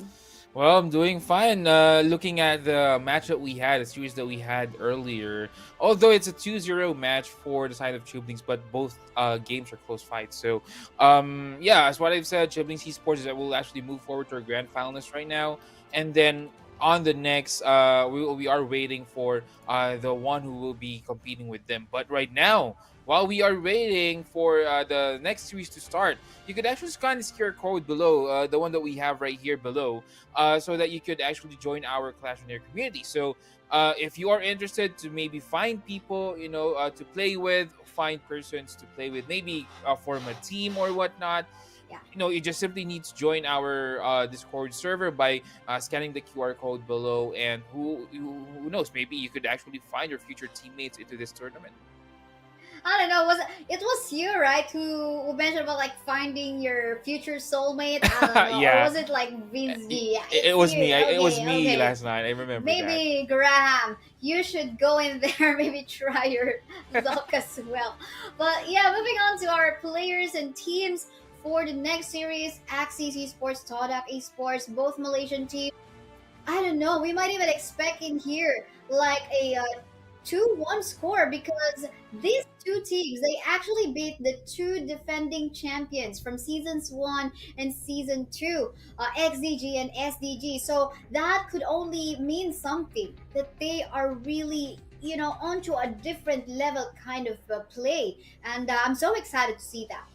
It's actually correct, Isaiah. And as what you've said, yesterday, Malaysia is the bearer of the former championship for Clash on Air Cup. So, interesting to see who will represent Malaysia in the grand finals. We have already a Philippine representative in the grand finals. So, and also, I think these two teams actually know themselves. I assume that both teams have been, battling it out in other tournaments locally. But we'll see, how heated this possible rivalry is, as we see the draft right now. Argren Yuan, a hero that we actually see for the previous two games that we had, and Doya being banned as well. Yes, you won Doya combo. You don't want to see that. It's an automatic message coming from Todak to say that, okay, these are like the duo combo that we don't want to deal with. So I think like that's a statement already, which maybe later on Axis Bosker can also take advantage of. Like, okay, play mind games in the drafting phase, and maybe just like you Todak to giving us away the U1 Dolia combination later on, if we're talking about like game 2, 3, and let's see what else. But for the meantime, it's going to be Musashi that is going to be the second ban, another jungler ban from the side of Axis. That's correct. And immediately a pickup of Mai Shrinui, showing up herself in our draft right now. The reason why, or Arlie, is what I was actually about to say that, Musashi is actually a good counter for also mobile heroes, because he can target lock and, dish out quick damage onto those mobile heroes. So immediately after the banning of Musashi right here, we can see immediately two mobile heroes into Mai and Arlie, but Yaja will be making a debut today here on our series. Yeah, that's true. Well, the Yadia, though, that's gonna be looking scary, most especially if we take advantage of the gold that she can earn from the opponent and allow that to be actually added onto the resources for his teammate. And that's gonna look scary because that might potentially also allow Arlie to actually go online as fast as she can. That's But right. for the meantime, I'm loving the roam pick as well of Team Todak in here. With a Jamfei, we have a secure front line in CC as well, and Nanox up too, and add to that a Dharma on top. But we will see another Hanshin right here. So what we are talking about earlier, Hanshin is actually a very, very mobile hero. Good for chasing down. And, looking at the lineup of Axis, when it terms to chase down, you have Arlie, you have Hanshin. This will be an easy chase down if they will do so. So I think a good thing for Todak, they actually have somewhat of a crowd control disable right here, as you may. So this is interesting to see how this will play out for both teams. But Ladies on and Byron being banned here in our draft. Yeah, that's true. They want to take away any like a farm laner that could match up the late game potential of the Arlie. But what I love on the Axis Bosker lineup in here too is that they're so mobile. All of them super mobile. Could easily avoid the pokes that might come out from the Mai Shiranui and. Like it's just that unless maybe Todak in here will get some sort of a hero that has suppressed, like that of the Dongwang or the Lia, then that might be a problem into whatever dive that the Hanshin would want to pull off later on onto the fights. But then again, another farm lane ban. It's gonna be the long. They don't want anyone who will match up the Arlie on the late game, so I think a good decision from the side of Axis. It's actually correct, and that's why I said although we saw a long earlier in the game, but that is not the long that we usually see. Long usually just comes in and out. They almost have the same gameplay as Arlie. Just come in and out, dish out burst damage, and yeah, maybe getting a kill with the burst. And it's very similar. That's why they maybe don't want to deal with the long. They want Arlie to dominate in this match. But on the other side, Todak will actually go for an Elaine ban. Yes, I mean, remove any sources, remove any good counters up against the Dharma, we must say. So at least because the Dharma, we have to wait some time mid game for him to, have that sense of ability to actually go for team fights, join team fights. Although we've seen like the Dharma, let's say, of GTR a while ago, like early game times, she is actually already pulling off that mid game support or like mid game kill, but we just did not see that happen. But then again, who says we want to do that Elaine and Byron? Because we've got the Liobang again. Again. We've seen that a while ago from the first series. It was working so well, most especially if there's no hard CC coming from the opponent. So I think it's time to make use of the Liobang. Anyway, Todak in here doesn't have a hard CC except for the short stun that we're seeing right now That's coming correct. from the D-Rienji. Exactly. On the other side, yeah, the Renji has been picked up, as well as the Sanche that we have. And I was thinking actually, how will they chase down this, Axis lineup if ever that it's the other way around? Todak is the one who's gonna chase. Yes, they have the Mai, but it's just in short bursts. It's not like a really long chase down. So Sanche will be the answer for Todak. But the last pick for Axis, it's gonna be Princess Frost. Another pick of one princess. We don't see the matchup between these two ladies, the princess Frost and the lady That's Jen. right. But this is definitely going to give a good zoning capability from the side of Axis Bosker whenever we see a potential fight that could happen. It just so happened that Axis Bosker doesn't really have like a solid frontline tank That's tank like that of the Jamfei or maybe the Dharma. It's just going to be for the meantime. Maybe going to be in the form of Hanshin, but Hanshin is not really like a tanky hero. So I think an immediate backup, maybe that might be coming up from the Liobang or the Yada might be needed whenever the Henshin will go in. But let's see. It will all matter on the execution of these two teams. So let's just see how this one will go. Exactly. We have a battle of fire and ice in the middle lane, by the way. So quite new for the usual ice and ice battle that we have. So it's fire and ice that we have right now. But here on the top lane, a little bit of engagement. They're fighting, I think, for the red buff right here. The buff is actually there. We just can't, we just can't see it.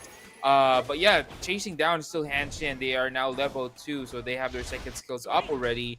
And a possible kill might happen in this side. But Jay Song, I believe it was also Jay Song on the Hanshin that we were casting yesterday, Kaisaya. Yes, yes, he does love the Hanshin, and he got it again.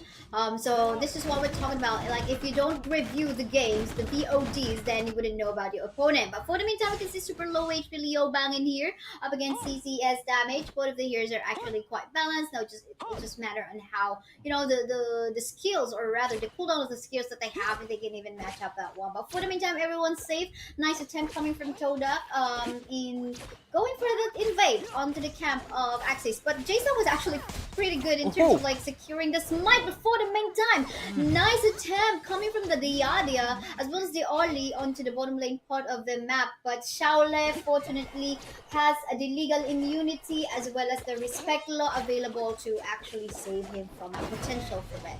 It's actually, but Maishirunui just popping up from the sides, and this might be first blood. Yes, it will. Sanche will get that kill, and Diada will follow up after getting kill, or after killing Durenji. Still a good trade coming in for Todak right here. That's 2 heroes down versus only 1 for them. But on the other side, on the middle lane, punches are now being pummeled here by Lady Frost. But Lady Frost using his ulti just for zoning out, but that's not gonna be enough, and Lady Frost will go down.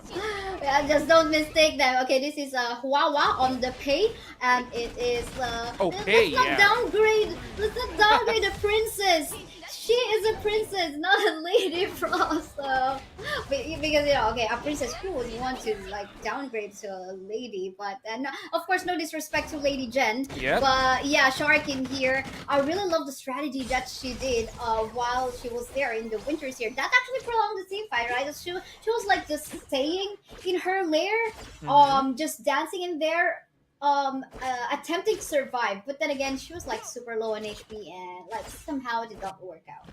That's actually correct. And yeah, again, Maestro Nui just also doing a good job of just popping out from the sides on the bottom lane. That actually caught Arlie and Diageo by surprise. So that quick 2 kill that Todak has on the bottom lane is all props to Maestro Nui right here. Definitely, but an unbridled outburst will already be used in here by Rab. Oh, super low on HP is this Shark, and he will fall down. Nice setup in here. The princess will fall down once more. Seems like Shark is not having a good time. This is already her second death in this game. That's right, and they will get someone here on the river side, but the damage is there. Will Jae-sung survive this one? No, as far as you can dash, but then the damage is still enough, and Liu Bang might be the one to follow killing spree right now in the name of Aisha Nui, and they are currently dominating this game. Definitely dominating right now. 6-1 score, that is way too much. For the meantime, 1v1 fight been win! Oh, look at that! What a clutch play coming from LXY. We thought he could have died already because of the damage, because of the stun coming up from the D-Ranger. But then again, this is a very mobile Ollie we're talking about. She can just go back to her parasol. Thanks to the Maple Dance, dance all the way. But for the meantime, onto the middle lane part of the map, we have a fight ongoing again. With the Vizier is here. But then again, they will be shoving away the members of TVK. That's correct. Prince, the Winters here is being casted defensively. I mean, for the past 2 usages of Winters here, it's not more on the offense. It's more of protecting themselves, zoning out the enemy. And this is quite bad news for the side of Axis. You want to get that engagement, and you want to use that skill, Winters here, offensively to deal a lot of damage, but that is not being done here on our match. But Arlie might be in danger. He got back into danger, and he will get killed. Arlie falling down, LXY falling down to be specific, and Diadia might be the next victim. They are trying, and the other dancing around the tower, but that's not going to be enough. It's going to be a death dance for the Yaya. 2 down for Axis. Definitely, definitely. And we're not even done because we see a fight on going on to the mid or maybe into the bot line. Are they going to be chasing down the Hanshin? Hanshin is pretty mobile in here, but gonna get stunned in here with the Imperial Order coming out from the D. Randy. Will still be able to survive, but then again, this is a position taken by Todak to take this tower down and maybe even get the life of the Ollie. But Ollie is actually trying to survive with a Maple Dance. He will do so, but then again, the Yada is going to be the one to get that kill up against the Zhang Fei. And finally, LXY will fall down with the first damage coming up from Stay. And more fight going in onto the middle lane. We'll see how this one will go. Truth Manta will connect. Liobang will fall down thanks to the backup coming up from the Pei as well. This Maestro Nui Stay just, racking up kills left and right here on our map. Interesting to see how Axis will actually play this one. They're kind of on a big deficit right here on the side of Axis, 11-4 on the kill score on the scoreboard, and then you have almost 4k gold lead for Todak right here. So I think they need to be careful in these engagements. They need to pick their engagements wisely and not. Oh, but speaking of engagement, another one will happen on the other side. Zhang Fei killing this Arlie and 3 down right now for the side of Axis. That spell, second tower on the mid lane, possibly a third one if they continue to push this middle lane. That's so true, and looks like this is looking finesse from the side of TDK right now. There's an attempt onto the back line in here, but I don't think that is a good idea. In here, Hanshin will fall down, and another one for the Liobang, even though he tried to back up the Hanshin, it did not work out. We were talking about this during the draft. Axis doesn't even have any solid front line to actually help them out into the team fight. Again, it's just going to be Hanshin, Jason, but that's not enough. It's not really a tank. So even though Liobang will go for the battlefield command onto him, he's not gonna stay longer. It's not, he is not attack. He's not like that of the Zhang Fei and the Dharma, who can actually last longer in team fights. That's actually correct. And right now, I think this lineup of Todak is just steamrolling. 7 minutes into the game, and we can see the middle lane is open for attack right here for Todak. So Axis, it's just too much on their hands right now. Definitely way too much on their hands right now. And another Truth Mantra connecting in here up against the Liobang. Liobang will soon fall down, will he be? But then again, the Arya already is down, and the Liobang, yes, he will fall down too. Unbridled Outburst has been used connected to the Ollie, but Ollie, I think he went to the wrong parasol, actually giving off his life. And this is now a good momentum coming to the side of TDK. Will they get another tower or maybe another kill? Chofei actually going for a chase onto the bottom lane part of the map, while the D-Ranty is actually busy taking down towers up top. And yes, the jungle will take the life of the Princess Frost. And look at this one, Jason trying to survive. He will do survive, but then again, this seems like the crystal is available for taking. But no, Todak will actually want to respect that. There goes a chase coming from Axis. Jason trying to go for another kill. He's just waiting for his teammates to actually join him, and apparently he's gonna be the one actually punished from the attempt to go for a kill. Exactly, but overall, Axis just holding on. There were a chance right there that where Todak could actually focus on the crystal and get the crystal destroyed as early as a couple of minutes ago. But Axis doing a great job of defending, giving them another chance to fight for this game 1. But I think Todak is actually just waiting for this Tyrant, and yes, they will get it. This might be the final push or the final help that they need, the Tyrant buff, in order for them to get the win in this game 1.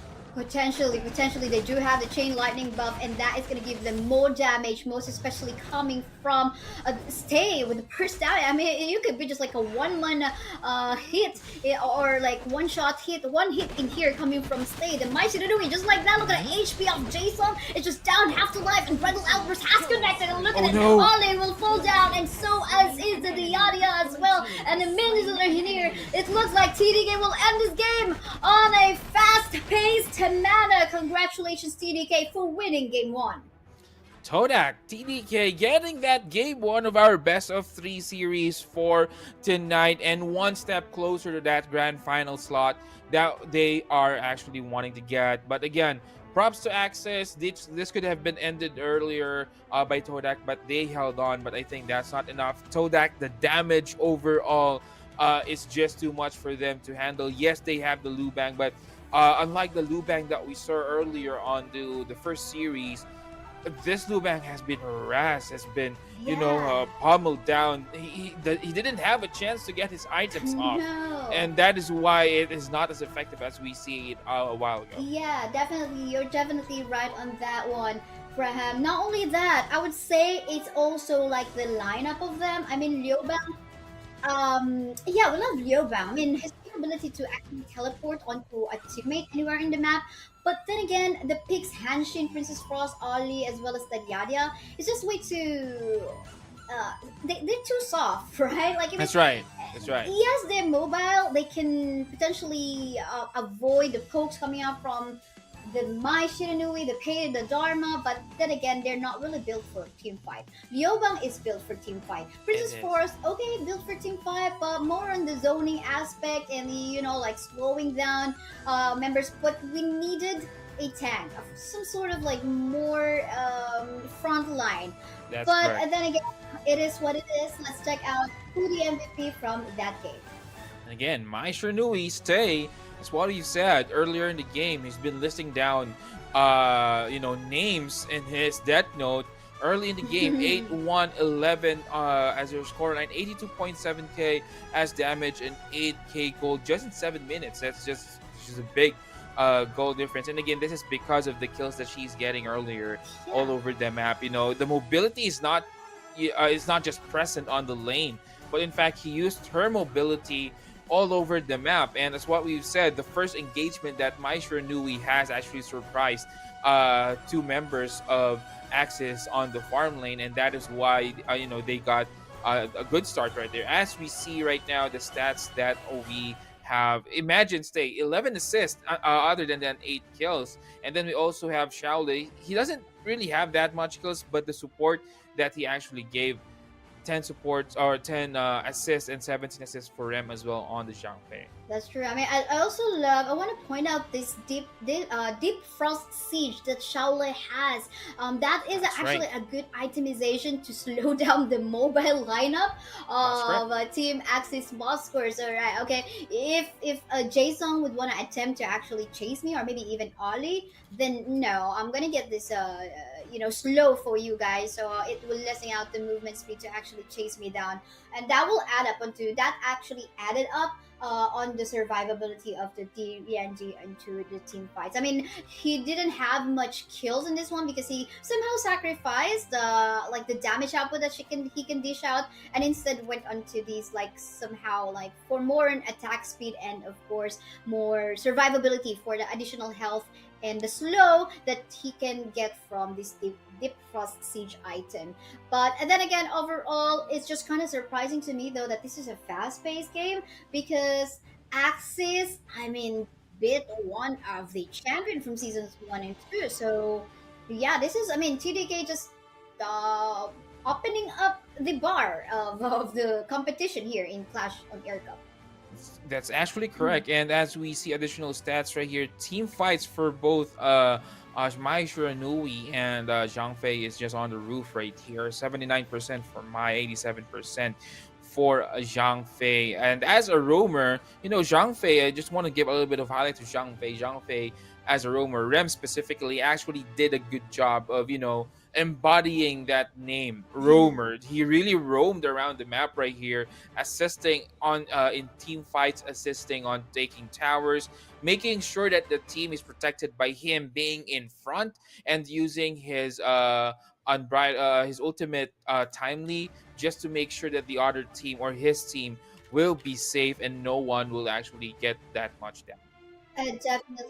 Definitely the archetype of the frontline tankers here, I would say so, for Honor of Kings current hero pool. So I have some slight bias on the John Fei too, because I also make use of him, and I mentioned this to to Vince G yesterday that he gave me that win streak. I love making use of the junk pay because most of the like in the rankings like you would usually see like mage support, right? Like That's mage correct. roamers like that of the Yadia, like Dolia, Sunbin, but not many actually would like are loves to play a front a tanky roamer because you usually would have to soak in damage in the early stage of the game and That's right. you're limited in terms of range as well. But yeah, Zhang Fei, when we talk about mid game, late game, most especially late game, you definitely have the capability to actually like soak in more damage and even set up and team fights and maybe even help disengage. But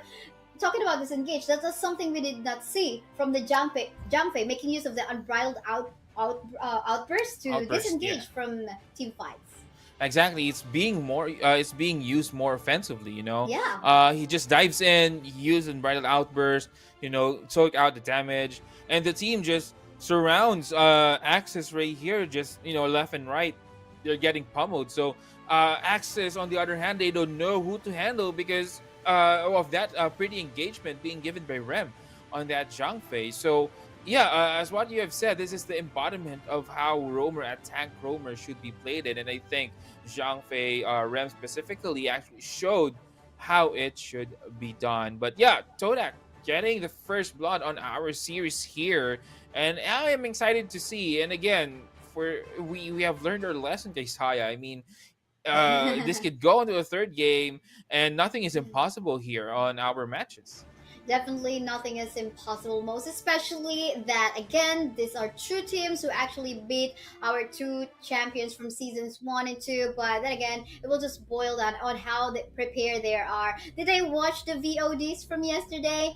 Because information is key into preparing yourself before going into a war, right? Like that, this competition. But then again, let's head on to our draft or our game 2. Again, Todak already has a 1 point lead. For the meantime, they don't want to deal in here any Arlie. I mean, Arlie lost from a while ago, but we can see like how mobile she can be in terms of like avoiding team fights, just annoying the hell out of you. As to it's basically she's hard to catch. Exactly. Unless you have really hard lockdown like what we have saw earlier in the first series, Liang, something like that. This Arlie is really a big problem. Also, not only the mobility, but the damage she can deal mid to late game. Once she has his items up, it's gonna be hard for her. It's a combo of mobility and the burst damage that she can offer. That is what Arlie's threat is on each draft. But right now, we will see Todak banning Doya and Maestro Nui. On the other side, Diadia also being banned. So we won't see any Maestro Nui up until at least the next game. Yeah, that's true. It's basically like these are the heroes that they use. I mean, Axis made use of the Yadia and Ali a while ago. Even though it lost, they know the capability of these two heroes, most especially if you allow the Yadia to just like steal away a lot of gold from your opponent, so that's gonna be looking scary. But at the same time, going on to the picks now, we can see a possible Ming Lady Sun combo. We don't know as of yet. It now depends on Todak if they will allow that to happen. But the late game potential of Todak is looking good so far with the U1 and the long combo that they have. That's actually correct. But what I'm concerned with Todak is that they need to take care of their early game as well. And Lady Zhen on the other side, Axis, actually takes cover at that from their end. I mean, once she gets his ultimate to level 4, it's going to be hard for them to engage, even though Lady Zhen has been nerfed from the previous patches. But then the slow that she offers, the burst damage that she offers is disabled. And even, I think, not I think, but Lady Zhen is one of the heroes, unique heroes on the mid lane that can protect herself. So Definitely. that is actually one edge if you have a Lady Zhen on the lineup. But Mayin, again, this is the answer of Todak to our question. Mayin, an early game hero, as early as level 3, level 2, she can dish out a lot of damage. So good pickup by Todak right here. On the other side, Zhang Fei, the hero, the star of the previous game, actually has been banned and also Sunbin on the other side has been banned as well. That's right. I mean, Zhang Fei, you normally wouldn't see him getting banned on a high level competitive, or maybe That's in right. some community tournaments too. But I love how they respected Zhang Fei in here. We do know that if Axis Bosker added up a Zhang Fei, I mean, Auburn is very early game, and if they add up a Zhang Fei in their lineup in here, they are Todak will actually be basically giving away a free really good team fight composition that will That's correct. allow the ladies to just free hit and rolling raid onto the back line. So I think that is a good ban coming up from the side of Todak. But then again, Axis Poskur, oh, they do have both the Ogren and the Musashi. So most likely we might see the Ogren on the Clash lane and Musashi on the jungle. It depends Yeah. on how they want to go about it. But I love the Ganonmo pick in here. This has been this received a mechanics upgrade from the previous patch, wherein of course he can actually they can actually poke out the opponent more, and they answered us. Ming, Lady Sun combo is up in here for the side of Axis Possible. It's actually correct. But on the other side, Todak getting Dongwang. Dongwang, again, one of the heroes that has suppressed other than Liang. So, if you want, this is actually quite a counter for Musashi because you just don't want to dive in knowing that there is a Dongwang on the other side because you'll get locked down. You will have no follow-up damage unless you have maybe 2 or 3 heroes on your back. But again, if you're gonna just dash in for the initiation, you need to be a little bit careful. This is what heroes with suppress offers, that threat that you just simply can't go into clashes because you can be heavily countered. That is so true. It's not just a Musashi. It's gonna be on a threat. I mean, going to be like on a dangerous position up against the Dongwon, but also the Ogran. And as we can see, Sagero on the Ogran will be going on to the Clash lane. So in terms of the the matchup on the Clash, you can see of course Ogran being early game, but there's a slight disadvantage on this one because we do know that he's an early game hero, right? So That's he right. should be like looking for the farm onto the fight and take advantage of that one. But because he is on the Clash lane, I think there will be some help needed. But talking about help that is needed, our teams definitely need some help already in protecting the jungle camp of Axis in here, and they were quite successful in any way. Exactly. But the thing is, on the other side of the coin, one, you have highlighted that there is a little bit of, disadvantage with Ogran being on the Clash lane. But on the other side of the coin, Musashi can actually just roam around and get kills one by one once he has his level 4, once he has his ultimate. So, that's also an advantage that we can think of on the other side. But let's see how Axis will play this one out. As of now, I think they're more focused on giving Musashi his levels first before they could engage. But on the top lane, there might be some engagement right here. And again, that early game Yin that we are saying on the draft is just kicking in right here. They know and they respect, this Organ respects the strength that Mayin can dish out. And there goes Mayin just diving in, Organ taking a lot of damage. Will the damage be enough? Will there be a first blood? Yes, Mayin getting that first blood CCS for the team. I mean, Path of Passing won't really help you. They do know that they needed, this Ogran will need some farm, so they're not letting him get it. But for the meantime, we continue with the team fight. Dongwon will fall down here with a nice kill coming up from the lady soon. What more there will be coming from the Musashi as well, but they're not even done because we're exchanging lots of kills in here. Wawa attempting to get a kill, and he will get the kill up against the lady soon. A 2-for-2 threat, I think, overall from that fight alone. That's exactly right. Yu1 just throwing her skill on the edge of that AoE of her first skill AoE right here. So it was caught. I think that was LXY who was caught running, and yeah, they actually got the kill. So good trade. I thought it was actually gonna be a loss for Axis right there, or for Todak in a bit, but the chase down, and again that the sustain coming in for Huawei is just doing wonders. But on the other side, Ogran, this Clash lane Ogran is having big problems against Mayin. Yeah. I mean, they're not really giving the farm that this Ogren needs, and this Musashi will actually feel the same too, because this is a 3v1 situation. Right now, he's gonna get suppressed and not be able to escape, and TDK is just actually dominating right now in the early stages of the game. You know what? We can already say in here at this point in time, and with what they're doing, they know how to play their lineup. They know what the weakness is of Axis Esports. Meantime, we can see in here, our Long is trying to survive in the bottom lane part of the map, gonna be making use of the infinite fastness to just save his life, and I think that's gonna be a first tower on the top anytime soon as well. Exactly, and Todak, they know their gameplay right here. They know their plan. That is to shut down this Ogre. And if you would look at the minimap, Kaisaya, they're actually making a beeline a while ago towards that top lane again. Yeah. They don't want to give Ogran this free time to farm. Definitely not any free time. I mean, that's a bad time. Like 2 deaths in a row, and maybe even third. I don't know. This is not looking good. The third time that Sagero will actually fall down plus a tower. Mayin is already on a streak in here. You can see the design, like the design on his name down below his avatar already. That just means that he is on a roll. And I think what more in a roll in here is another tower that might potentially be taken down by Todak Esports. This tower is definitely super important. As they take this down, this will give them vision from both the left and the right side part of the jungle camp of Axis. 4 minutes into the game, tower protection has been, just been removed.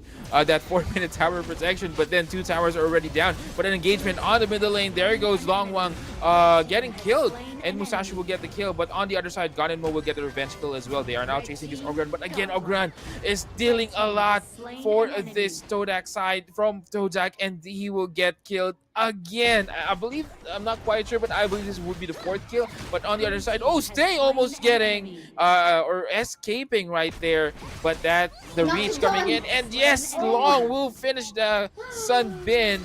Wow, Todak, the movement all over the map, they're just too quick.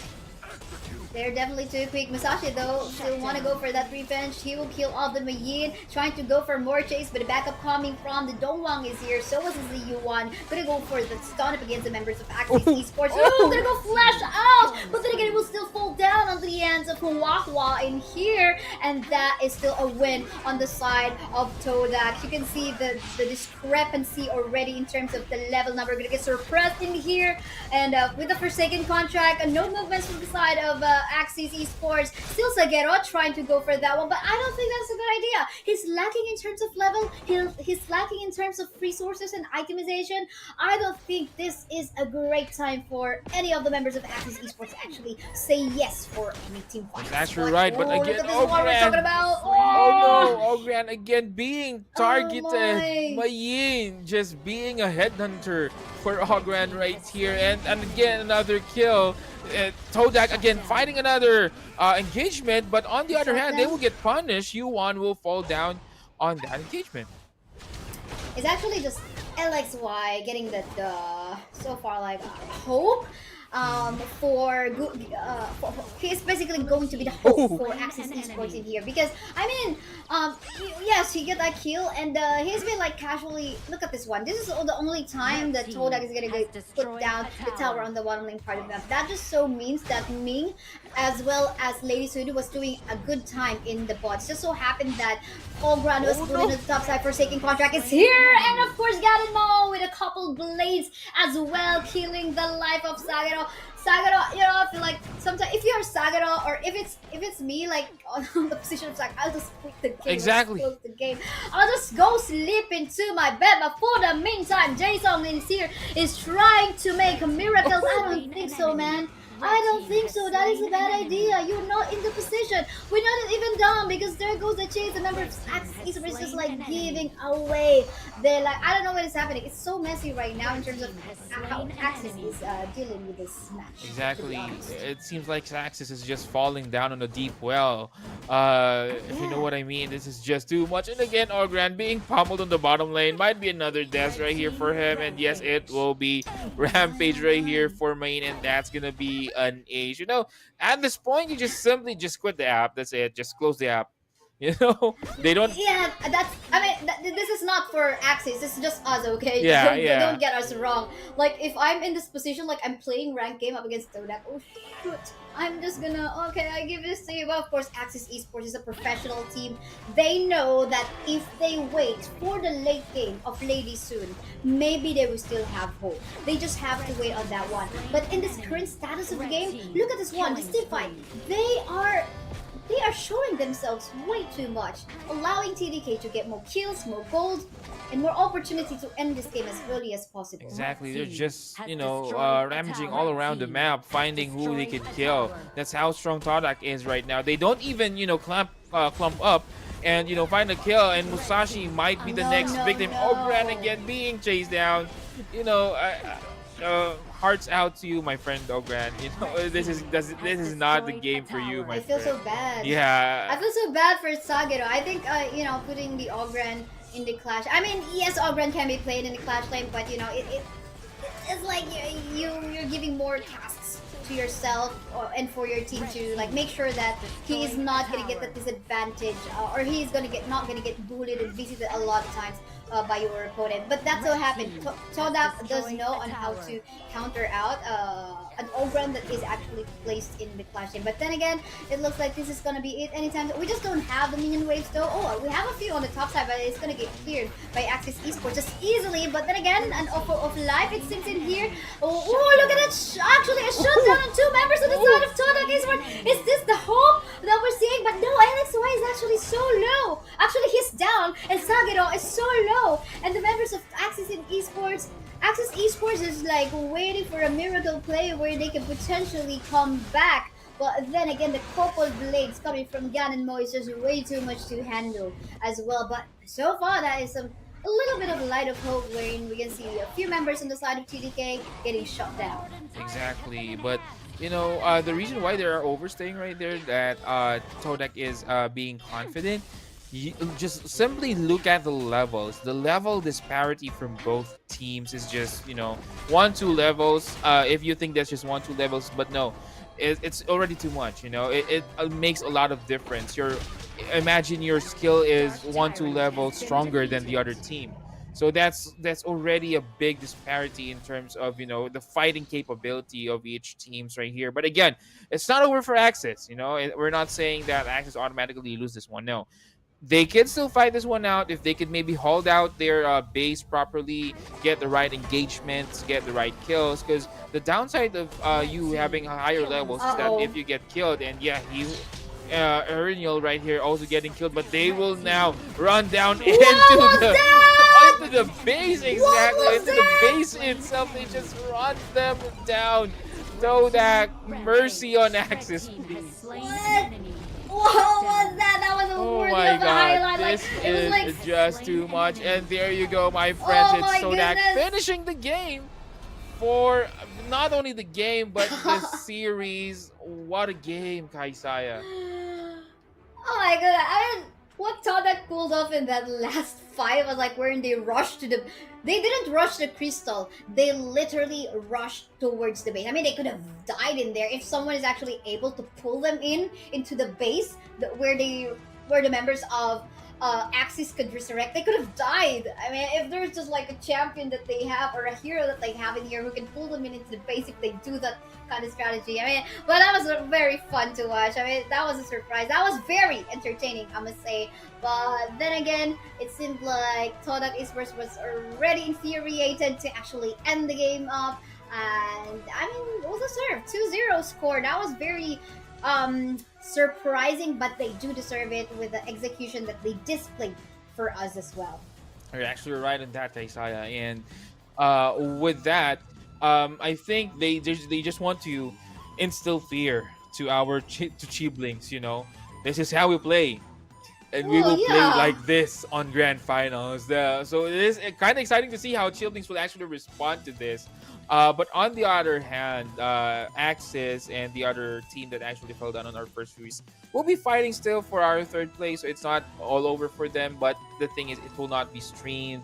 It will be given off stream. But the MVP for this match, it's gonna be Yuan. Wawa 6-1-13, 86.2k damage and 10k gold. This is doing the sustain. As what I've highlighted it a little bit on an earlier clash, and the sustain that she could do. You know, you think that he will die.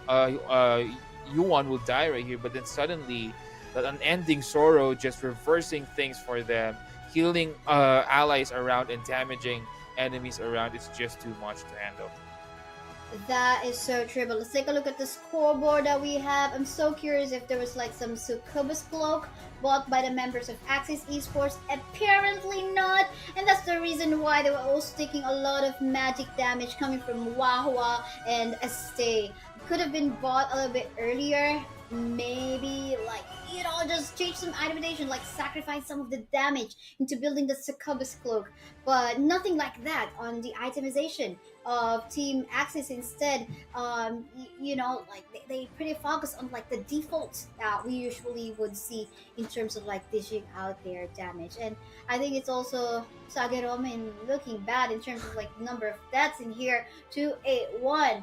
Jaesong as well on a 3-8-3 score, but more so like mostly highlighted was Sagero on the Clash lane. I felt really Exactly. bad for him. If I'm in the rank game and I was playing that Ograd in the Clash lane, I really would like cry already. And just like if people or if players will report me, I'll just accept that as it.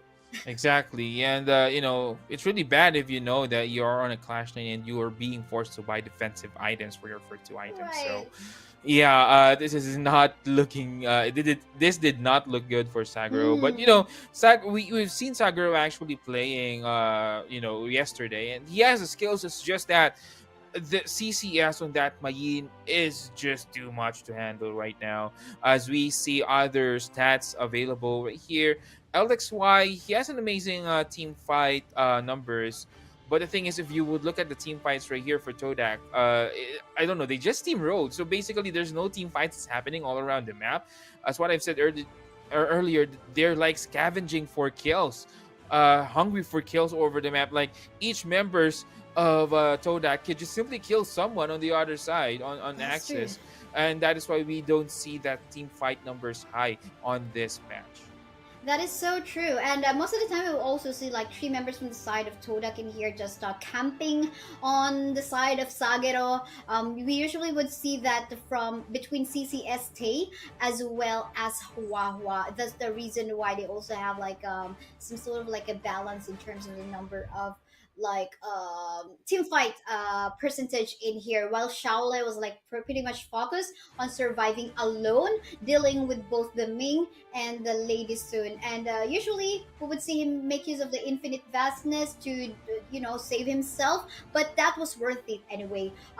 He didn't give away any kills, a lot of kills in the early stages of the game for the Lady Soon, which is also wise, right? Like this is what I love about like professional plays, because it's very different from rank games, because That's in right. rank games you usually would see farm lane. If I'm farm lane, I'm gonna get more kills. But in here, you would see like teams coordinating their roles and focus so well that okay, long it's not gonna be your job to really. I mean, of course he can make kills, but for the meantime, can you please just be safe in the bottom lane, Exactly. having to deal with Lady Soon and Ming at the same time, right? So I love this is what we can learn and what we can adapt. Like if every rank game players would just watch competitive games, they would know all the strategies, right? That's actually right. Like it's like give and take, That's right? actually right. And as what I would like to say with other moments that I actually cast, you know, the things that you see in ranked games are actually a 5-man effort. So if you see like a hero who is very strong, like in this game, Mayin, he looks like he just steamrolled, and you simply use Mayin on your rank games, and suddenly it doesn't work like that. The reason behind is the game is actually, you know, a 5-man effort. You know, it's just not one member doing good. It's just the whole team is just doing good. That's so true. But for the meantime, let's take a short break, because later on we'll witness the grand finals match between Chiblinks Esports from the Philippines versus Todak Esports from Malaysia. We will find out who will move forward to the CGF Special Series in Singapore. So excited for the action. For the meantime, let's head into a break. We'll be back after a few minutes. Challenge I can feel. become the brightest enemies relentlessly. And even if you fall, you gave me everything to be a king.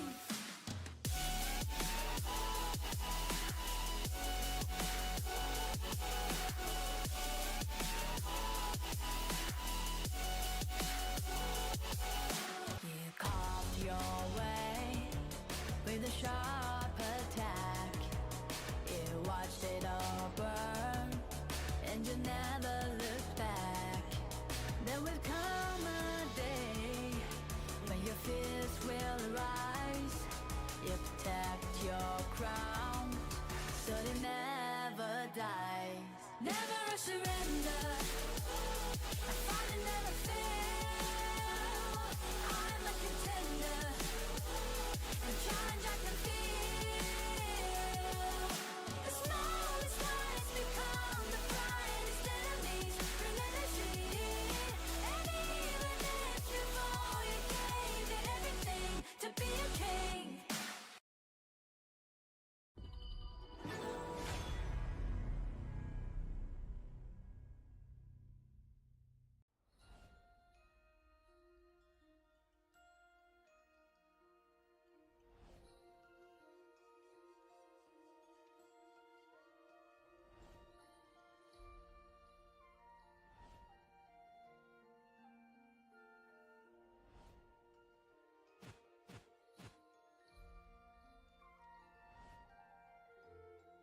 Be it meetings or partings, leave no regret behind.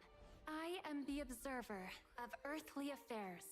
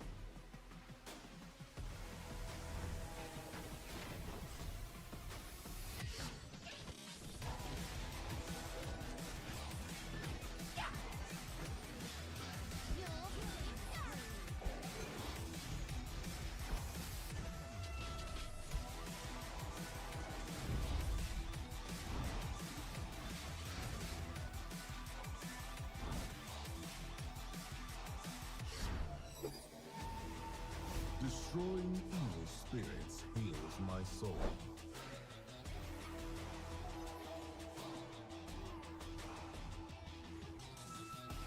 Finally awake. It's time to hunt.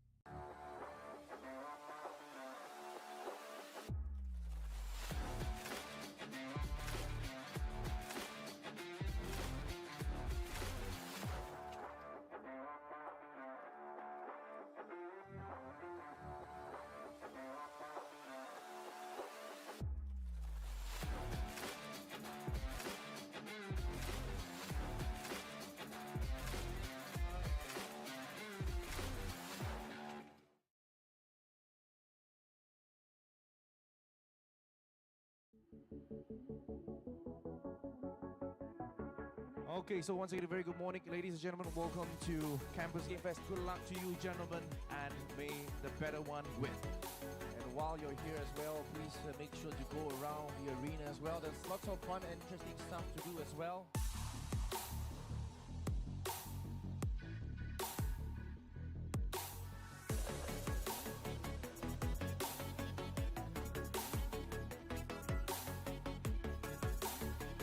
Looking out for all PUBG and Dota 2 players.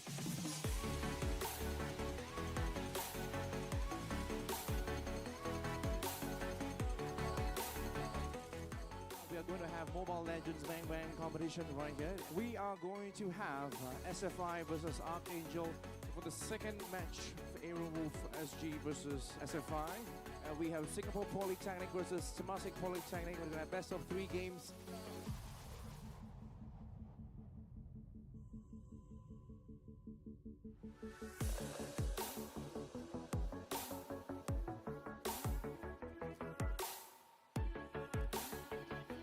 And let's get you guys ready for League of Legends.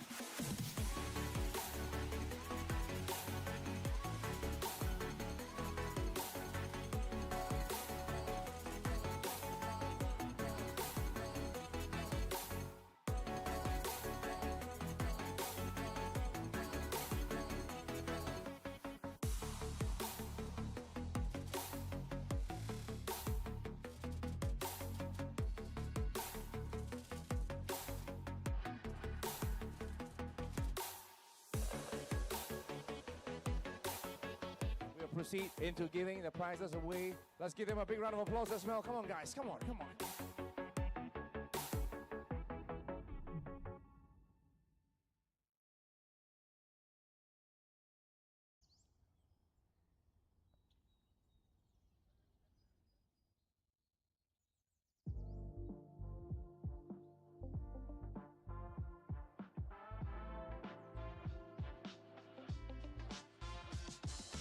In recent years, virtual events have gained immense significance in the world of business.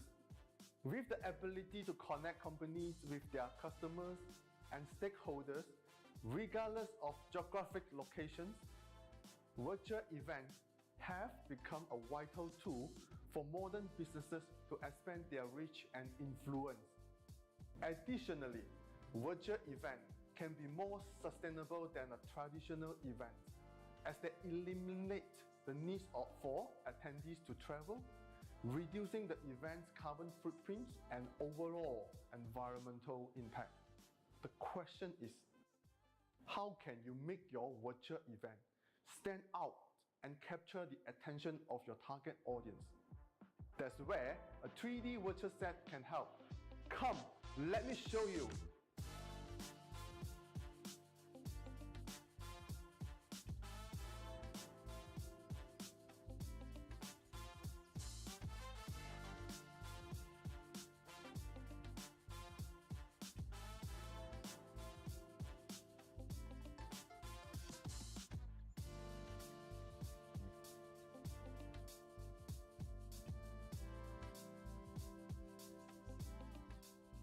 A 3D virtual set can help you create stunning environment that will capture your audience attention and leave a lasting impression.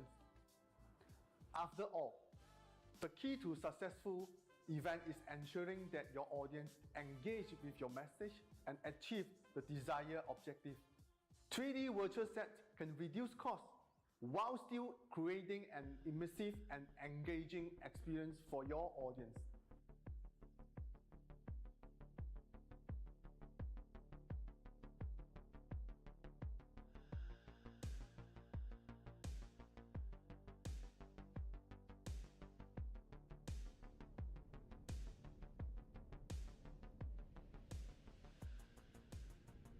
With Virtual 3D Set, you have the complete control over your design and the layout of your virtual space.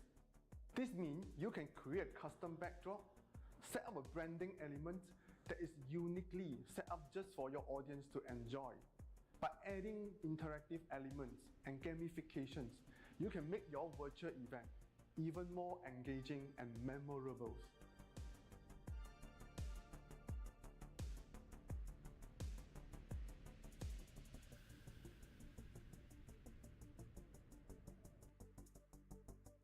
A 3D virtual set also provides multiple angles to capture attendees' attention span. You can easily switch between different angles to highlight the speakers, products, or interactive elements. A 3D virtual set can create a dynamic and engaging experience for your audience. This can help to keep audience engaged and motivated throughout the event, leading to better outcomes and results. In today's competitive business landscape, a 3D virtual set can be the key to standing out and creating a truly memorable and engaging virtual event.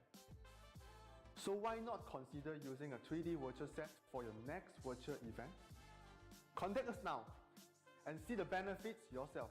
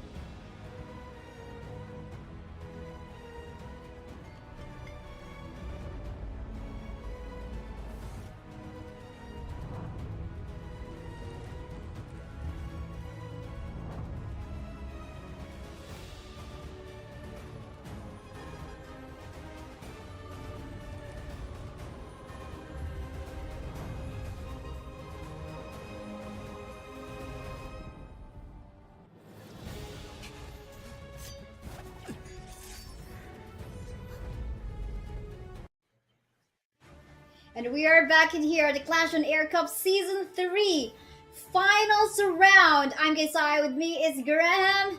Graham, I'm super excited to find out who will fly to Singapore for the CGF Special Series. Yeah, exactly. What about you? Well, I'm quite excited as well. I mean, the storyline that is building up to this one, Malaysia, being the previous champion for the past 2 seasons, Clash on Air Cup. Will there be a new country on the throne, and will they be the one flying towards Singapore later this month? So with that, we will see, But yes, both teams actually did well. Actually, they did both 2-0 on their series earlier. But yeah, this Todak esports, just steamrolling Axis. On the other hand, the other team, the Cheemlinks esports, also doing a good job of doing their thing to advance to this grand finals. But if you guys are interested and if you are finding a team, maybe finding someone who you want to play with the games that you want to play, you can just simply scan the QR code just below us right there, and yep, you could actually join our community. So hopefully you could maybe find your future teammates that you could partner with in a tournament, and maybe who knows, on the next season of Clash on Air Cup, maybe it's gonna be used playing with your teams that you'll be finding in our community. That's true. That's true. More so that if you want to be on top of the news, the staff actually make the announcements in here pretty advanced on Discord too. So if you want to That's be right. on the first in the line for the tournament registrations or be in the news about like future opportunities or whatnot, this is the place to go. So make sure you join the community and not miss anything about Honor of Kings action. And of course, just like what Graham said, maybe you can find your future soulmate in here too. So That's yeah. that's actually right. Who knows? Well, as for me, I'm already taken, so I'm out of the question. Okay. But No question. yeah, but yeah, Okay. for you other folks right there, I mean, those young folks who is single and ready to mingle, who knows, right? Maybe you would have your Discord sweetheart here in our community. So yeah, just scan the QR code that it was shown earlier, and we'll see you on our community. It usually starts with a duo, right? That's correct. Yeah. But yeah, we'll fight about that. But Cheap Links from the Philippines and Todak Esports both on a 2-0 score, like what we've seen a while ago, like what we've witnessed. But in terms of maybe Graham, like the potential bans and pick that could be in place for this series, who do you think we will see? Yeah, well, we will see normally the usual bands that we have on the list is, Arlie, Ogran, Doya, Long, Mai Nui. We can see how effective Mai Nui can be, mostly in the previous game with Todak. And yeah, those heroes. I mean, these heroes are really strong. We have also discussed yesterday that Ogran is even nerfed right now, and this status is still very strong. And personally, I think he just simply needs to be nerfed to the ground in order for us to see, another set of heroes, on the bans and picks.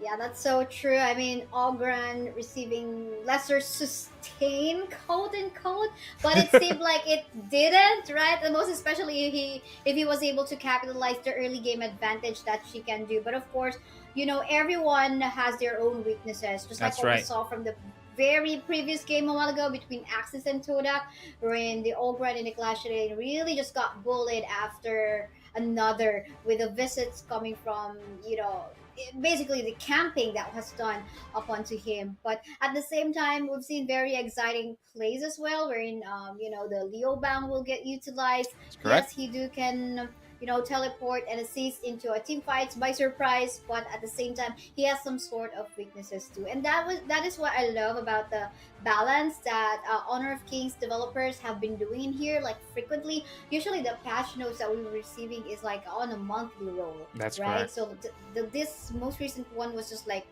25th of September, Yeah, just and yeah, who knows, we have another one incoming like in a week or so, right? exactly. October is coming in, so there might be additional, nerfs and buffs that will be applied onto our heroes. But as what I've heard and I've seen, it has already been confirmed, by the way, that Menya, a hero, a marksman, is actually coming into the global server. I've Yes. been watching KPL, the Chinese league, and Menya is really a menace on the farm lane position. So I'm excited to see, maybe we will see Menya once released on our pro scene as well.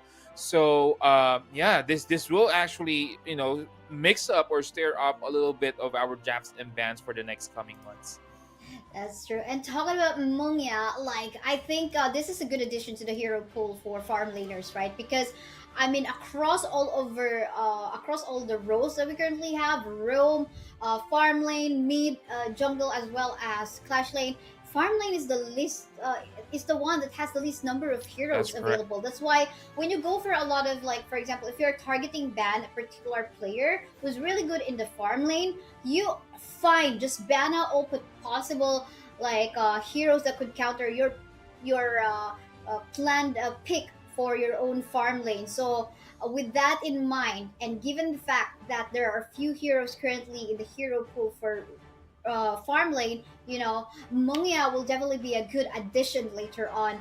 As sometime I think that's like is that on October 25th? I I think so forgot the. too. Yeah, within the Yeah. month, I believe, maybe after the championships, if I'm not mistaken. So, yeah, we will actually see Mangya in a short while. Other hero that actually in the top of my list, what I'm thinking about, because this hero has been released in South America already, but it's not in global. Is Cao Cao, one of Yeah, yeah. the strong clash lane heroes that we have in the specifically in the Chinese and the South American server. I was thinking, since on the South American qualifiers for the championship, South South is available for for up for grabs. I was thinking it might be included in these championships, but that didn't happen. So yeah, maybe after Mangya, it might be South South who's going to be released next.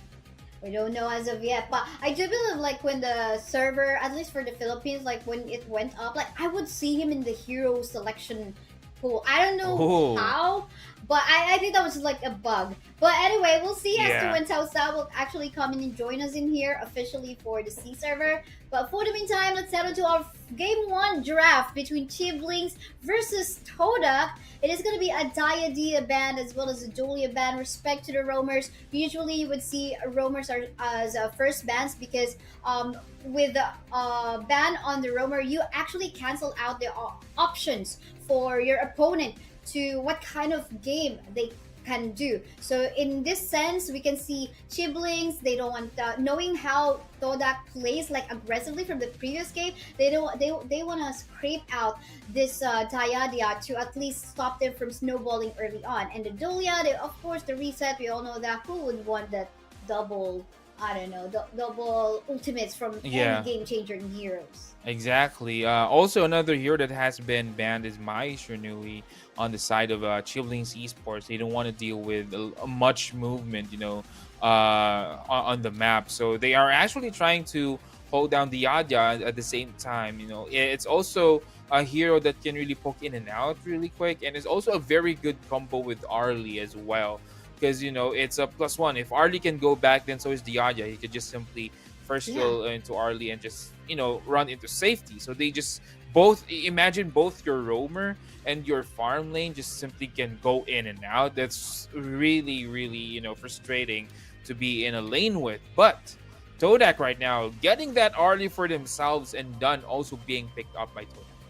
That's true, and we can see already the early potential coming from Todak while securing this done, and the late game potential having that Ali as well. But I love that this is saying that Chibli Esports has. Hmm. We do can say already that with these first three picks alone, they can handle any team fights, That's most right. especially if it goes into the late game. But again, still not discounting what they've done as well as the Ali can do onto the late game. So I think there still has to be then need for a balance into getting that early game potential from the side of Ghibli. So let's see what will be the next two final picks that they will have. And here we go. Finally, Kaisaya, our favorite matchup on the mid lane, the Eyes and Eyes matchup. So it's gonna be Lady Jen and Princess Frost. Hopefully, I don't interchange your names again. Don't downgrade the Princess Rust. Yeah, but yeah, looking at it, Shibling Esports, what you said, has a lot of AoE spells on its arsenal. But what I'm thinking they're lacking is some sort of a lockdown or a crowd control for that Arlie. I mean, yes, you have a lot of AoEs, but without a lockdown, Arlie can just simply jump out of those AoE Yeah. skills. So they actually need to get some sort of a lockdown right here for Chiblings Esports. Matza being banned by Chiblings. On the other hand, Dharma also being banned by Todak. Yes, let's remove those really good setters, some flankers as well, like that of the Dharma. Well, that could be another potential Clash Laner ban from That's the right. side of Todak, but we'll see. But since there's no roamer as of yet, I mean, they want to remove more pokes. I mean, Motsu, we haven't seen him quite a while in the picks, but he is definitely entering the ban list. And I think this is also like a good decision coming from Chiblings, because if Todak has a Matsu in their lineup, that's gonna be super annoying. Lady Janet and Matsu, my oh my, how are we gonna be entering the team fights? And who Matsu will target with this cannon will automatically be targeted by Lady Jen as well. That lockdown combo that they could offer. But Todak opting out for this Mayin, we could see how Mayin can be dominating on the past game with Axis. Ooh, but Chibley's pulling a Marco Polo of the draft. So interesting to see, as what I've said, this AoE matchup, this team fight is really on the hand of Tubeling's esports. But again, I don't see any lockdowns yet. Not yet, not as of yet. But at the same time, this is going to be looking scary for Marco Polo to actually enter team fights. Correct. Most especially because there is a Lady Jen on the side of Todak. He could just like get soloed, get in danger with a destructive deluge. But at the same time, and the Marco Polo secure in here, I think is a good pick to at least stop the HP regions, the sustain both the Mayin as well as the Dune has. With the Okyo Tajibana on the lineup as well, this is the early lineup. I mean, early potential damage that we're looking for, because I mean, there's a lot of mid to late game heroes that they have. Correct. The first 4 picks are all on, all onto the mid and late. Okyo Tajibana will definitely balance that out, at least to match up the capacity of the Dune in the mid. In the early game. Yeah, and Zia right now being picked by Todak, they want more push. If there is something that Zia is actually thriving in, is the pressure on the lane. Zia is very good. All his skill sets is actually towards pushing the lane, doing AOE damage, the slows. He has a knock up as well. So this is interesting to see. And what is interesting is, who will Zia pick up once he has at level 15? Who will be given a blessing here for the side of Todak? I mean, whoever will receive the blessing will definitely be truly blessed. But at the same time, we have yet to find out too as to if the Lady Jen is actually going to go onto the roamer side, and maybe it's going to be also the Zuya going to the mid, because Lady Jen getting quite a lot of nerves already. Usually she would go for the assist type. And as we can see, it's going to be Zuya going on to the roamer, and Lady Jen will stick into having that fight in the mid with the Princess against the Princess Frost. Exactly, and right now, so it's going to be Princess Frost. The usual matchup that we see, and I think Zia will actually be a roamer. So interesting to see how this will pan out. But on the bottom lane, or not on the top lane, it's gonna be an Ukyo and Mayin matchup. Who do you think has the advantage in this case, Aya? Oh, definitely the Ukyo has the early game advantage, but of course if CCS can play, we've seen him go up against the Dharma a while ago, right? And he was actually like winning that one, but definitely Ukyo has the upper advantage, but definitely will boil down on how will they execute that 1v1 fight up there. Exactly. Here on the bottom lane, there might be some engagement. 3 members of Chiblings Esports is actually here, but they're not getting any kills. They're sharing experience right here. Mind you, Kaisaya. So this is quite a disadvantage for Chiblings Esports. Yopwan here just going on the bottom lane for quite some time. They are sharing the experience. So this is good for Todak on the bottom lane, but finally Zia getting caught right there. Will there be enough damage to take him down? And they are still chasing. Yes, there will be first blood. Brought to you by Easy on Air, my friends. And there you go. It's going to be Chiblings Esports getting that first line on our score. I mean, the knock-up that Rem did from a while ago was good, but apparently he was like way too close to be reached by Allen Wonder. And that's actually looking good for Chiblings Esports in here, because I mean, you definitely would want the farm laner to go online as early as possible, but they have to be very careful in here. Lady Jen is already in here right now, going for the assist, going for the backup, but then again, in here, Allen Wonder will fall down onto the hands of the members of TDK, and so is Chris too. Actually, this is what we're talking about. Although Ukiyo to Jibana is actually early game. If we're talking about execution of skills, well, CCS is still playing so well. Exactly. But on the bottom lane, it's going to be Marco Polo getting down as well. So this will delay Marco Polo's item. And as we know, Marco Polo, to deal a lot of damage, is actually very item dependent. He needs to get his farms first. He needs to get his attack speed really, up there on the chart so that they could deal a lot of damage. So with this kill, yeah, it's just a simple kill right here. But imagine the delay on the items wherein he should have been farming gold instead of waiting for him to be alive on this matchup. That's true, that's true. I mean, death is definitely something you wanna always avoid wherever you are. But for the meantime, relentless Woohoo! precision, unbridled outburst Nice. has been used in here. No way for Zuya to actually escape that stun coming up from the unbridled outburst. But for the meantime, something else is also happening On on top the top lane. side part of the map. We did not see it how it started, but then again, under tower, Chris 2 was. Look at the HP regeneration in here. We can see Stay trying to stay. Oh, look at the stun in here. No way that the Ukiyo to Jibana will actually survive that one out. Destructive to huge. That's definitely destructed the hell out of Karistu in there. What a revenge play coming from the side of TDK. Exactly. Ukyo actually let his guard down right there, unknowingly that Lady Jen is actually on the brush, on the side, just waiting for the right moment to just pop up and get the final hit or the final skill onto Ukyo, and Chris 2 falling down right there. We have a little bit of a pause right here, a technical pause for blue team for Chilbling. So Kaisaya, this is very close. I mean, 4 minutes into the game, both teams have 3 kills.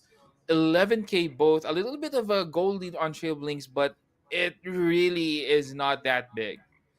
Yeah, I mean, in the current status of the game, I think it seems like we just really have to wait for the objective. Like, in 2 seconds, it's gonna go up. There's a better position on the Chibling Esports right now in the Tyrant Pit, which might allow them to actually start it off. But at the same time, it's gonna look scary because you can see they can get sandwiched by the Dun and Lady Jen coming from the mid side, and the Zia as well as the Ali from the bot side. So it will now depend on the decision coming from the side of Chibling Esports if they really want to start on the Tyrant as it goes up, or will they try to go for the team fight. But then again, sandwich position, that's something that That's you right. wouldn't really like, because again, there are two sources of damage where you're going to be dealing with. The question is, okay, do we deal with the one coming from the mid, or do we deal with the coming from the bot side? That is going to be the question. That is going to be the decision that Chibling Esports has to decide on as we resume into the game.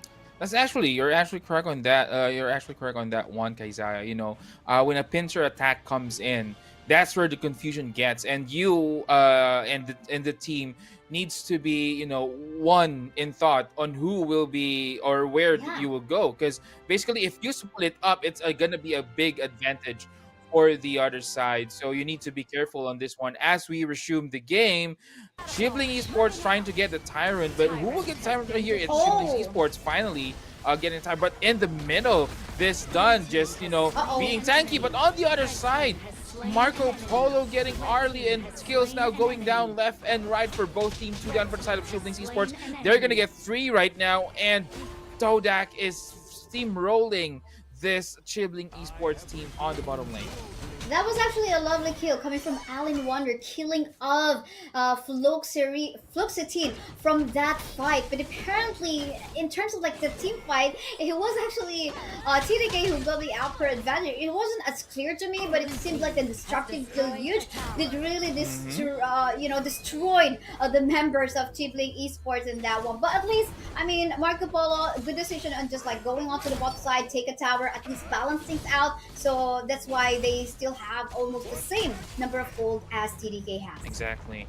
And I actually remembered one interview from a Philippine team. I think it was Boom or Blacklist, wherein they actually discussed on why Lady Jen is still being picked after the nerf, because the slow is still there. The damage is not enough. But speaking of slow, this might be the end. There goes her unending sorrow. Will that be enough? Yes, the rundown, but the freeze coming here for Lady Jen. Unbridled ulti right here by Zhang Fei, and they will now go down. Todak now on the chase. Will they catch someone? Mayin alone on the bottom lane. This might be dangerous for him. He needs to go back. 3 members of Chillblings Esports just behind this tier 1 tower on the middle. Okyo Tachibana getting the damage on the board and killing spree right now for Marco Polo. He will go down, but on the other side, Lady Jen will get a revenge kill on Ukyo as well.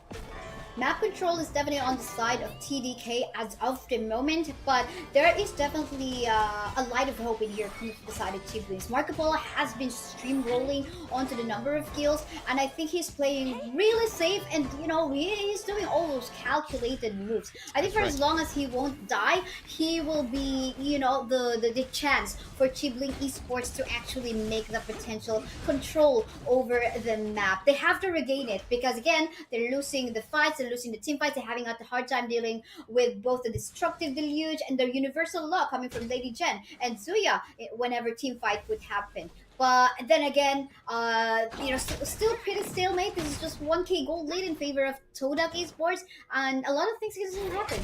That's actually correct, and still happening, by the way, Isaiah. On the middle lane, it's going to be Todak getting that first tower down. They are actually grouping up and trying to siege this tier 2 tower on the middle lane, and there goes her unending, but Ukyo Tachibana dealing damage all over the board, but Yuan will actually fall down, and right now, Shielding is on the run. Todak is very low as well, but there goes your ulti coming in by Zhang Fei, and done. No. We'll get that kill, we'll get that snipe on Marco Polo. 2 down right now for the side of Chillblings. Will they fight this one out? But no, I think they will just go back and chill this one out. Actually, to be honest, that was a really nice bush play coming from Chris in there. The stun did also connect to like I think that was like 2 or 3 members from the side of Todak Esports. It's just so happened that there was like 2 members of Chillbling Esports trying to defend the middle lane. If there was a time when Zhang Fei as well as Alin Wonder, the Marco Polo being in there like maybe like a few seconds earlier on in preparation for the fight, they could have potentially won that one, because we did say like the members of Todak Esports were super low on that one. That's so correct. That could have been a chance, but maybe that's a learning experience. I could just like, you know, do that in the upcoming team fights. Correct. This only shows that Chillblings has a fight in them. It's just that as of now, maybe they lack the items, they lack the gold to buy those items. But you see the thing, or you see that they could actually deal damage. It's just that they need a little bit more time. But Tyrant right now being handled here by Todak. They will get the Tyrant, so they are up for another team fight. But speaking of team fight on the upper river, damage is now all over the board. Mayin trying to chase this Zhang Fei. Unbridled Outburst, is it available? No need. It's going to be Marco Polo getting that kill, and Zhang Fei still surviving up to the last moment. Definitely. I mean, even though the universal law has been a nuisance already from the side of TDK, still they're able to survive. I think Vero needs to get some more itemization to help him in survivability. I think he's also having a hard time dealing with so much magic damage. Right. So Succubus Cloak maybe is very much needed already anytime soon for this Zhang Fei. But yeah, for as long as Alan Wonder is able to survive and able to free hit from the back line and to wait for the ultimates from Lady Jen and Zuya, as well as the Jun to pop out, then he will be ready to dive in and restun the members. Just like this potential team fight that could happen right now. Let's see how this one will go. Will they be backing away? And yes, they will be backing away a little bit and maybe wait for a better time. That's actually correct. Nice decision right here. The discipline coming in from Chillblings is just good. You know, they know and they saw that they really do not have that much damage unless they caught Todak off guard. And Ukyo is usually the damage dealer for now for the side of Chillblings Esports. He is not present there on that engagement a while ago, so it was just wise for Chillblings to just go back. Yes, that's true. And take advantage like that of this kind of stun that the Priest 2 can pull off. I mean, we do have the Zhang Fei to go for the Unbridled Outburst to actually set up team fights. But you know, they can also like take advantage a good flank that maybe Priest 2 can do in team fights. But for the meantime, it's gonna be an objective take for both of the team. Tyrant versus the Overlord. Of course, if you want to go for the push, go for the Overlord. Overlord. Boy, it seems like there is an attempt to go for a steal. And here, no steal will be handed over to Todak Esports. But then again, a Princess Frost will fall down. Priesthood trying to survive, dash it away, flash it away. And there goes the chase steal coming from Todak Esports. The Universal Law has been used to shove away the members of Chibling Esports, and they were forced to back away. Chibling Esports respecting the chain lightning buff that Todak Esports has right now. That's actually correct. But they obtained this Overlord buff, which means that this will ease out a little bit the lanes. They are being pressured though, but on other lanes, this Shadow Dragons will actually push out by themselves. So this would maybe ease out the lanes, force other heroes from Todak to respond to other lanes like what Dunn is doing right now. And this might give an opportunity for Chiblings to find a fight. But Zia, not in a good position right here. Universal Law has been used. No, damage is not enough. Not as of yet, or maybe not just at the time. But for the meantime, Stay will not stay in the map anymore as he will fall down. Mayin trying to go for the backline, but the protection coming from the Junpei is just on point, making sure that the Princess Frost will no longer die. She is a princess after all. And look at this one. Is this a potential comeback from Chiblings? I mean, the way they put the Overload Vanguard on the bottom lane part of the map is just so nice. While Ukiyo Tajibana was able to go for a push on the top side as well. And the members of Chibling Esports now have regained map control. Finally, this is what they're looking for. Exactly, but that middle lane tier 1 tower, I think, is the one that they really need to put down.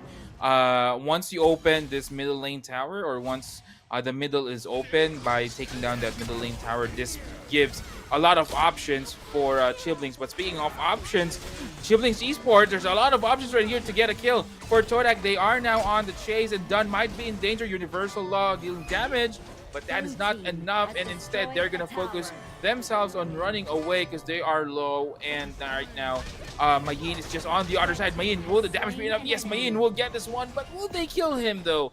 No revenge coming in from Chiblings, and again they will just go back right here. They are very low on mana and they're very low on HP, so they just need to regenerate for a moment. Mayin has been planning that since a while ago. CCS really got in a clash. I wonder what CCS means in here. Could it be clash or whatever? But you know, it reminds me like from my college times, like College of Computer Science, something like that. Oh, we actually have the same college. And, oh, that's nice. So you should have thought about that too, I suppose. Well, yeah, here we go. Todak Esports regaining map control that they almost lost from a while ago. Chibling Esports were successful in taking down the middle lane tower, just because again the Universal Law is just also like fast in terms of like clearing of the minion waves. That's right. So was this like the Ali as well, really good in terms of like dishing out a lot of damage as well. I mean, the itemization is already, we have a good massive amount of gold lead as well for Todak Esports. That's very correct. And I think one thing that Chiblings needs to do right now is the objectives. But speaking of, Mayin getting caught in 4 members right here of Chiblings Esports, but the damage is not enough to take him down. And here goes Zhang Fei almost getting killed. Unbridled Outburst still available, still not being used though, and there you go, has been used already. But Princess Frost will go down, and so is Yuan and Zhang Fei. That's 3 down for the side of Chiblings. They are still on the chase for this Ukiyo, and Ukiyo might fall down in a bit. The life steal is there, but not enough for him to survive. 4 heroes down for Chiblings. Todak just wanted to push this mid lane, and I think this is their time. Nice try from the side of Chibling Esports. Let's see how Alin Wonder can try to defend the middle lane. So this is the bottom lane. This is gonna be a 1v5. No one even has died from Todak, so that's kind of like, oh, okay, that's very frustrating to be honest. But the members are slowly going back to life from the side of Chibling Esports. 12 seconds for Christy, but at least everyone's alive, and the base will be safe, or the crystal rather will be safe from any potential damage. But quite sad because the mid and the bottom high ground tower is already down. But for the meantime, in here, Yuan will be forced to use the unending sword, but then again he will still fall down onto the hands of the Ollie. Chases in here. Oh, look at the clutch, or rather a flank coming up from the Mayin, taking on the life of the Junpei. A double kill going onto the Ollie. It seems like this is gonna be it, anytime soon, as the members of Todak Esports want to take this game one in a fast-paced manner as well. 15 minutes. That game one is for Todak Esports. Exactly. Todak Esports is dominating the game one. Chiblings has actually sparks of hope right there in our game, but I think what made the difference is that the rotation. Mayin is just all over the place. I mean, I've been seeing her on the bottom lane, been seeing her in the mid lane.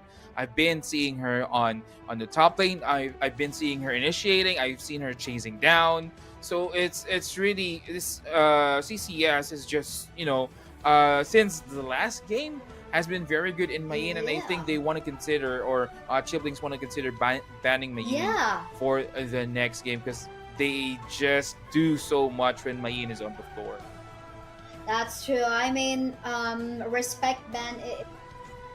Like, maybe this is not, but we don't know. Like, maybe CC has something else in her pocket. Yeah. Like, just like for the Clash lane. But then again, really nice attempt come from the side of Chibling Esports. I mean, it went down to like almost 16-minute game time, which maybe if even prolonged even further, maybe have that chance to even go for the Tempest to the final showdown. But for the meantime, let's take a look at the MVP from that game. Who is it gonna be? From the side of Todak Esports, it is gonna be the lady. The lady won this time up against the princess with a KDA score of 629.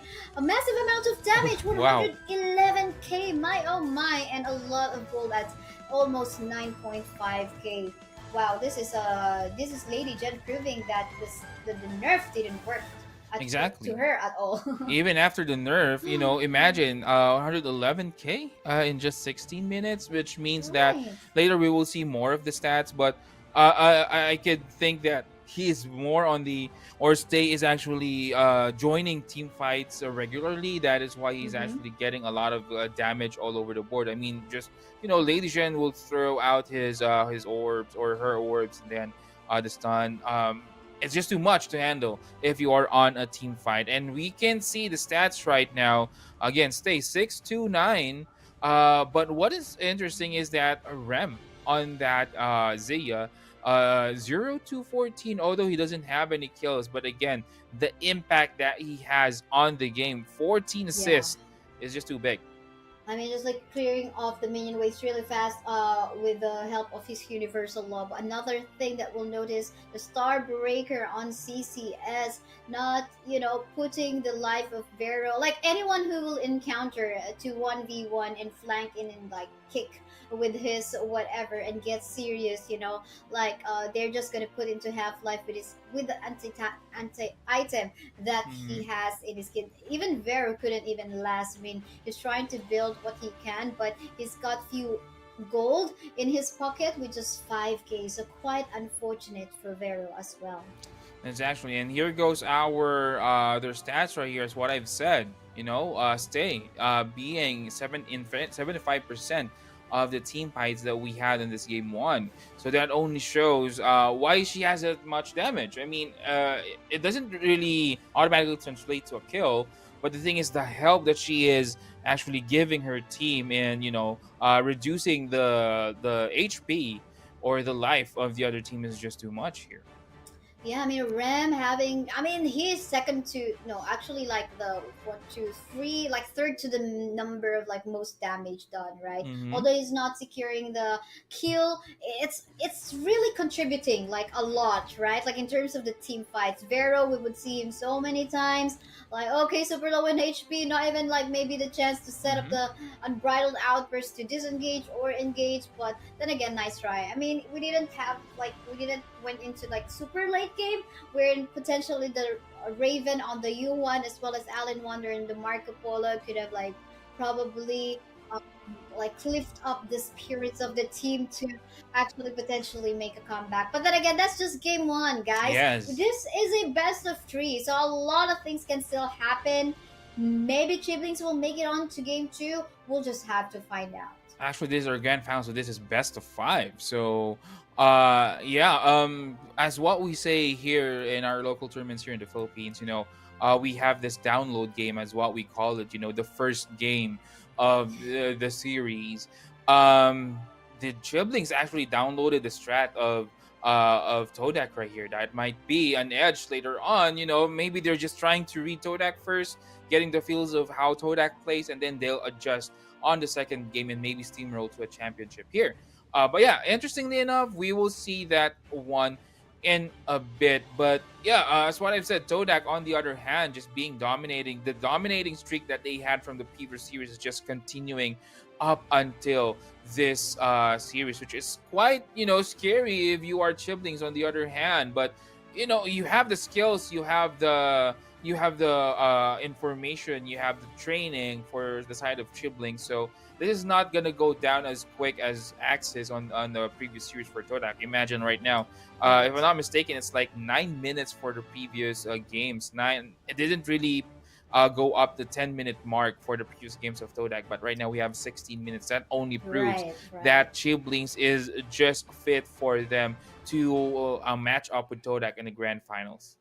That's true. I mean, they wouldn't make it to the finals, even defeating our, like, 3 Degrees Esports on a 2-0 score, right? Like, they wouldn't even be here if they are not as, like they cannot go at par on the level of our Todak Esports in That's right. here. But let's see how this one will go. But I'm so excited to see if there's going to be finally respect ban on CCS's Mayin, because it's just been, having a good time for quite a while in the Clash lane. Is it time to give that Mayin a break for from the hands of CCS? But we'll see how this one will go. But so far, I also like. I mean, another hero in here that had some upgrade or like changes in the skills is Diao Chan. So Yeah. far we haven't seen Diao Chan, but in the rankings, because I have been seeing her quite a lot of times because of the damage she can dish out. But let's see if there's gonna be a surprise pick for us. We'll have to find out. For the meantime, let's go on to the draft for our game 2. Exactly. So the Adya, just a quick ban right here for Chiblings Esports. So they are still leaving that Mayin open for Todak. Doya and Yuan now out of our game or out of draft right now, as they were banned respectively. And Maestro Nui would be the last ban for Todak before they could actually pick up a hero right here. That's true. I mean, pretty standard bands that we have. I mean, like my Shiranui would sometimes often be seen in the picks, as well as the U1, but this time they just don't want to deal with this anymore. But of course, this leaves us to more open heroes like that of the Ganonmo, Ukyuto Jabana maybe once again. But I'm surprised that there's still no respect ban for the Mayin That's right. brand. Right, so maybe this could be something that CCS will have in his pocket again later. But, Lady Jen, the Nerf Queen, the Nerf Queen will still be here, even as a priority. What do you say about that? Utility wise, Lady Zhen has a lot of utility: damage, slow, knock up. So the kit itself, it's basically not the damage that you are actually after when it comes to Lady Zhen, but the kit that Lady Zhen has, as what I've said: slow, knock up, and the damage that really bounces with. And just to be specific, the damage that she can deal out is with a short cooldown. So that is also one factor why they actually or Lady Zhen is actually the MVP of our previous game. She just simply can throw out her first skill right there, and with items combined with items that has cooldown reduction, this would still be lesser. So yeah, it is. I'm happy to see basically Lady Zhen being picked, even though it is nerfed. But yeah, other picks right now: Dharma, Long. You have Lian Po on the other hand, and Lady Sun for Chiblings Express. We have yet to see though a successful Yenpo, because like in all the games that we've casted from day one, series one, like there was no successful Yenpo. So I mean, Zhangfei was okay, but Yenpo with his Tremor Smash, but Mm-hmm. then again, somehow lacking in terms of like additional CC, maybe because once you Tremor Smash, then it's done. That's it, Yeah. Unlike the Zhangfei that has additional CCs or knockups after he makes use of his ultimate. But we'll see about that. Though, I love the pokes that Todak Esports has in here with the Matsu pick. That's going to be super annoying. We even found him in the bans a while ago from Yep. game 2. And yeah, Menki gonna get banned in here. The Menki with an additional buff in his base stats and physical defense as well. So I love that respect up against this hero. Exactly, and actually, Matsu, I would say, is like some sort of a his ultimate thing outside the box is like some sort of a bootleg suppress because basically once you're inside Mm-hmm. that ulti of Matsu, you just really can't do anything. You just move a little bit and then you'll get stunned again, disabled again. So this is actually a good pick. Also, that far disable, he could actually use his cannon blast to throw it out from Yeah. afar. So it's like a long range initiation in a way coming in for Todak, which is actually very rare in MOBA in general. We really do not see that long range initiation too much on any heroes and on any MOBAs. But yeah, Matsu has that kit. So it's actually scary for Chiblings Esports right now, given that they have the Lady Sun. You know that Lady Sun just wants to go just in the back lanes, just dash in, burst down damage, go back in the back lanes, just keep safety in the back of Lian Po. But with this Matsu, it just changes the dynamics. It actually changes the angle. Matsu can just throw his cannon blast from Mm-hmm. an off angle, get Lady Sun, and you have Long right there. If Long just uses Right. his ulti on the back lanes, this is quite scary for Chillblaze Sport. That's true. I mean, with Lienpo as the roamer as well, it's gonna be even harder for him to reach that long into the backline or set up the tremor splash because of Matsu's cannon blast. But then again, we continue with the bans and the peaks. Ogran is gonna be securing the early game for the side of Todak Esports. And as we can see that maybe like we might expect some rotation between the three, like the mod together with Matsu and Dharma as well, maybe in the clash lane and just bully out the jungle that Chibling Esports will select. And I love how they actually strategize the ban because they don't want to deal with if they want to execute that, they don't want to deal with like that of the hero, like that of the Menki, which is quite tanky, and the Musashi, which also has the tankiness, and of course Ooh. who can set up the team fights as well. But for the meantime, Luna again in the Leo ban. Oh, we've seen this a while ago. This is like the usual combo that we would Yeah. see last longer into the team fights. I wonder if they will be able to execute that. Anyway, there is no hard CC coming from the side of Todak except like what you mentioned, like the bootleg, quote unquote, bootleg suppress coming from the Matsu. Let's see if the Matsu will be able to connect that to the Leoba. But so far, looking good. Very exciting. I mean, new set of picks that we're seeing for these two teams. Exactly, and the final pick coming in, it's gonna be Gun and Mo. He has received a buff from the previous patch, as what we were discussing from the previous games already. So the distance that Gun and Mo can cover could actually combo up with the distance that Motzi could actually throw. On the other side, you have Luna. This is given that Shiblings Esports is actually a Filipino team. So I've seen a lot of Filipino tournaments casted, local tournaments right here. Luna is really not that of a famous pick here in the Philippines, so I'm quite excited to see. Although I believe they're already playing it on their ranked games. When they grind. So I'm excited to see how Chiblings will actually execute this Luna into a Lu Bang pick. So yeah, game two, guys. By the way, will Todak run with the second win and threat for a 3-0 streak right here, or 3-0 win for our series? Or would Chiblings Esports tie the series at 1?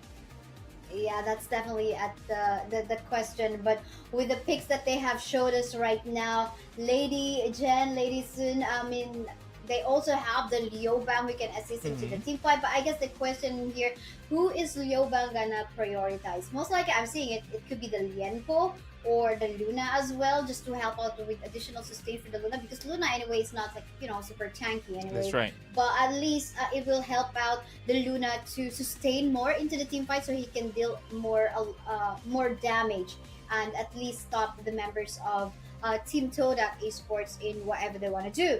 But at the same time, though, the lineup of Todak is, undoubtedly scary as well.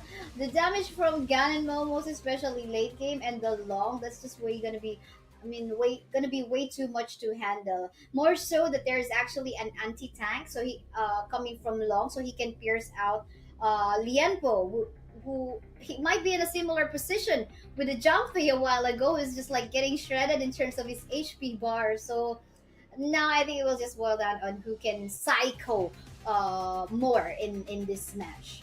Exactly. Interesting to see.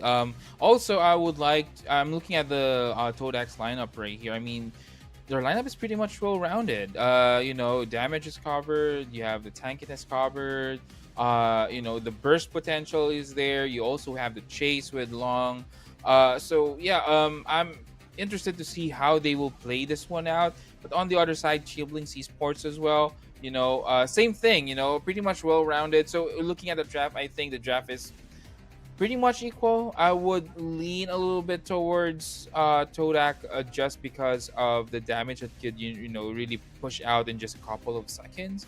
But Mm-hmm. once Shiblings Esports get their proper items, usually on the Lady Sun, then things will change. So early game, you have Todak on a little bit on an advantage, but again, if Chiblings Esports play this one properly, they could still steamroll onto a win the second game.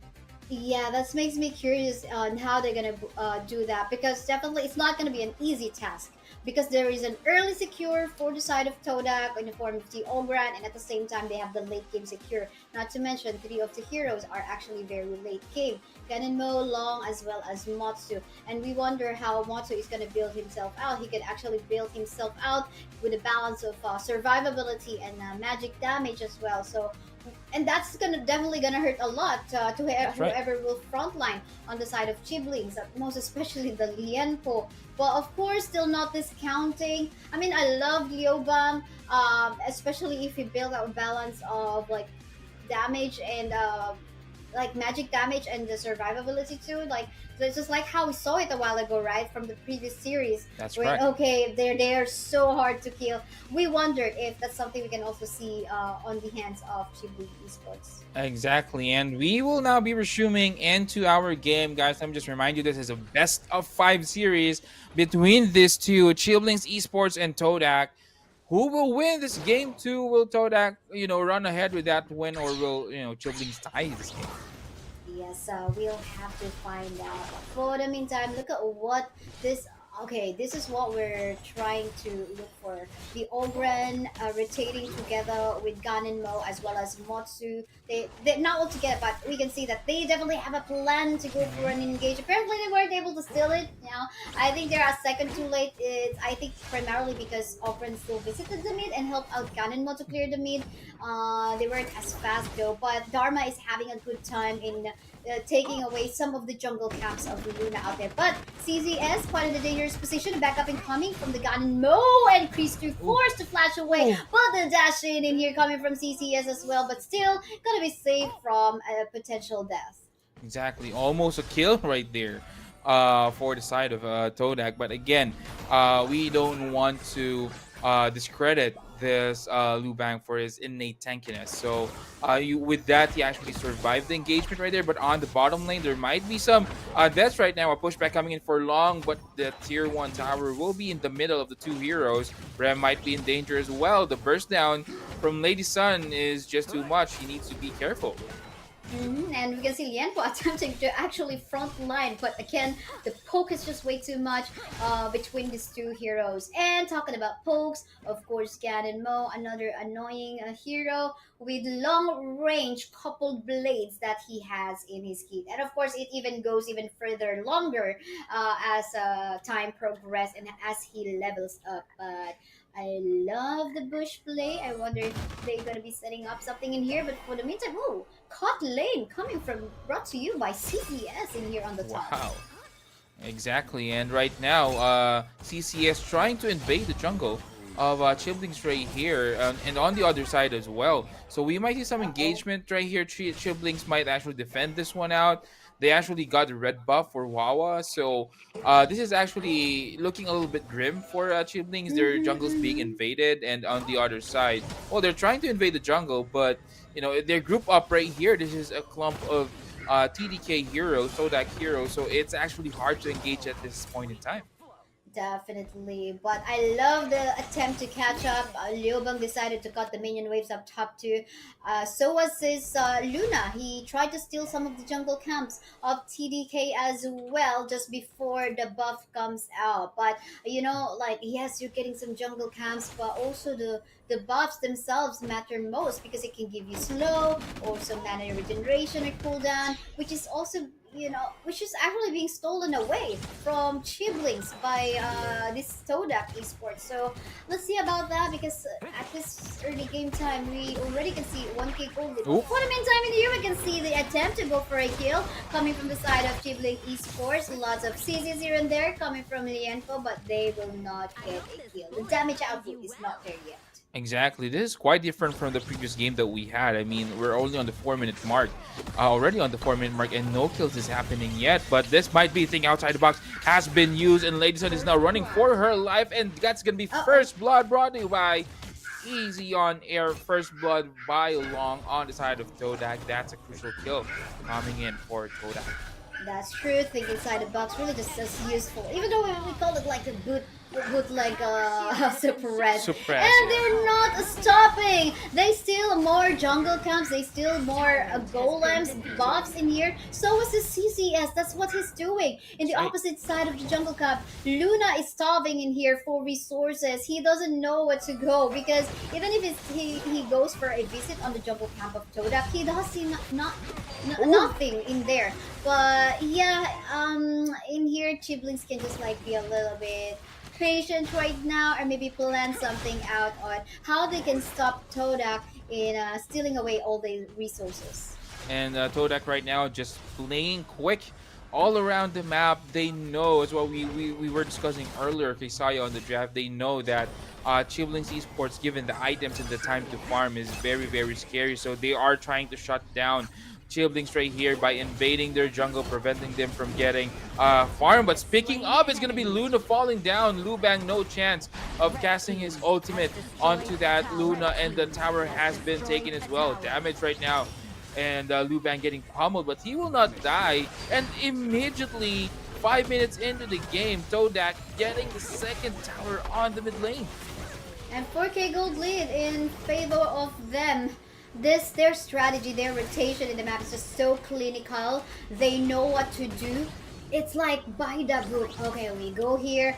This is what we do. If this happens, this is what we do. And as much as possible, they even avoiding the. I mean, it's not the clashes that they're looking for. If they've been given a kill, then that's a plus. But for the meantime, we see a fight ongoing onto the middle lane part of the map right now. Nice attempt coming from Dharma in here, almost close to death. They weren't able to take away the tower, but that pushed away the members of Chibling Esports. And yeah, look at this. We are on 6-minute game time, 0-2 score, but massive amount of gold from the side of TDK just for the jungle takeaways as well as the tower takeaway.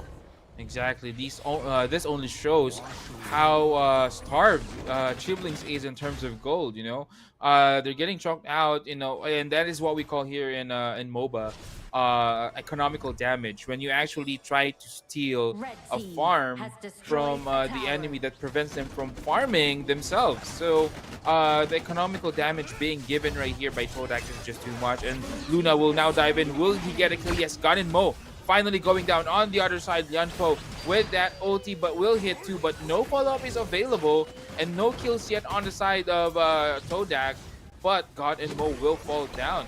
In the meantime, this Lianpo trying to be defending this middle tower, and again, as what you've said, Kaisaya, the movement is very evident.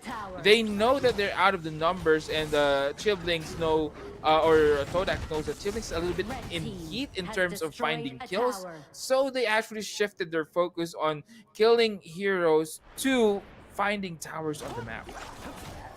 True, but I love the fact that finally Christo was able to make use of his battlefield command to go for the assist, and that helped out in actually at least getting one kill away from Todak. But what is kill if you are not able to get a tower? But for the meantime, let's take a look at the fight ongoing on to the middle lane right now. Super low on HP. In here is Huawa already under towers. The member of Chibling Esports just gonna be looking scary. I think inside the box has been used, but then again, able to escape is Pristu. But on the other part of the map, actually onto the backline, two clashes happening at the moment. The Enpo will fall down, and so as is the chase still ongoing on to the Lady Jen. The Lady Jen just wants to escape, but even is actually in here trying to go for a chase. Flash out coming from our Lady Jen. Yopwan will still survive, very close to death in there. Like, okay, lady, please run away already. You're getting chased by the dragon. So let's go!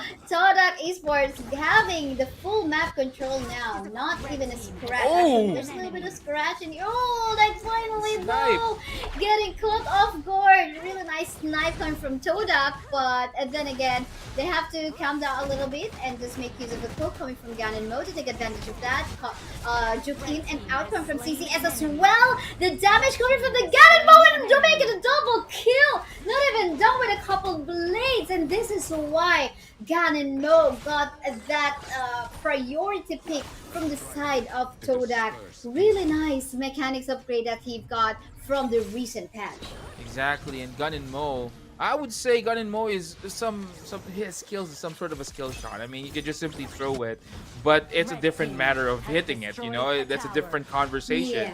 So, and experiencing Gun and Mo, it's really hard to hit those skills. In fact, like just like that, you know, it doesn't seem hard.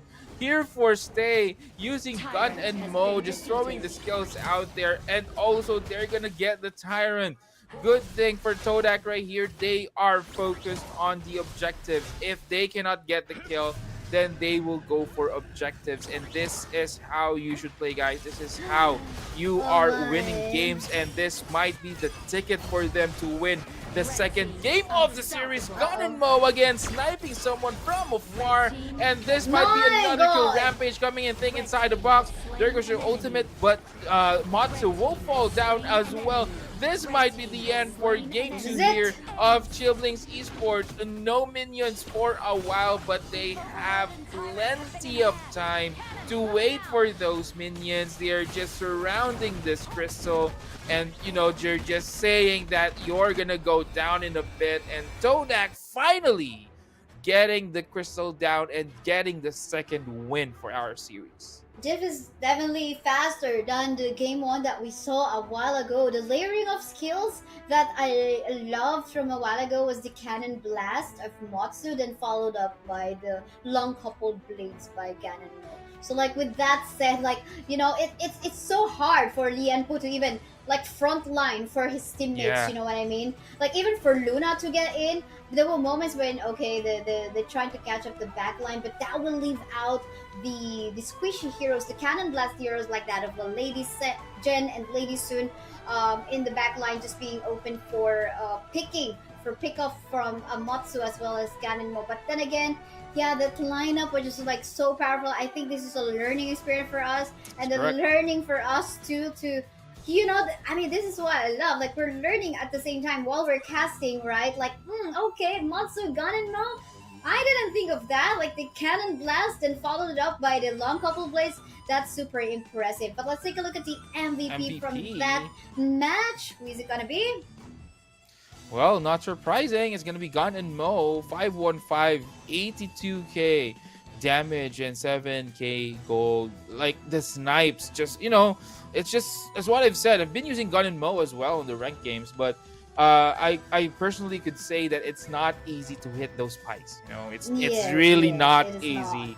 So him sniping heroes from afar, not once, not twice, but several times, is just amazing for a Stay. I think Stay actually has been our MVP for two games straight right now. So wow, Stay, you know, proving that he is actually worthy of that MVP on the first game, and we will see right now the stats of our game. Definitely the Scepter of Reverberation on the itemization of Stay helped a lot. When we saw like, okay, he will damage, and then okay, time is ticking, and then the bomb explode. Then poof, you're gone from the map. When you thought you would just like be safe, like, oh, I'm gonna go back to the base to regenerate my HP, but then again, this exploded, right? Like, then you're gone. You're definitely gone from the map. And add to that, the addition of the Savant Wrath as well, and Yes. then the book, the Insatiable Toad, so that added up into empowering the sustainability and of course the damage output this say has in here in this game. So really well done. And I guess what I like the most is how they are showing us what other possibilities, like possible combos we can see in Honor of Kings, like that of the Matsu as well as the Ganon mode. Exactly, and we will see more stats right here. Oh, Rem actually 84% on that team fight. That only shows that Rem is very, very effective. We also see him on Zia in the previous game with a high team fight percentage. I think it all comes down to, map awareness. Rem is just on the moment. He knows when he is needed, and he's the guy who's there whenever you need him. That's exactly Yeah, it. yeah, So that's yeah, true. on the other hand, if you would see team fighting for Raven, Chris, and Alien Wonder, it's all 100%. But I think the reason why it's 100% is because Todak is actually forcing the fights right here and bringing it to this three heroes. That's why 100% team fighting for Chiblings right here. But again, that is more of a reaction other than an initiation coming in for Chiblings. That's true. And now it is now match point for Todak Esports. Before they can even say that, okay, we will fly to Singapore for the CGF Special Series. But of course, it's gonna be, there's still hope for Chibling Esports because they That's right. can potentially do a reverse sweep. But then again, it's easier said than done. They have to find up some ways to actually do that reverse sweep. But for the meantime, we're gonna give you guys a really short break. I'm Kisai, with me is Graham. See you guys again in a bit.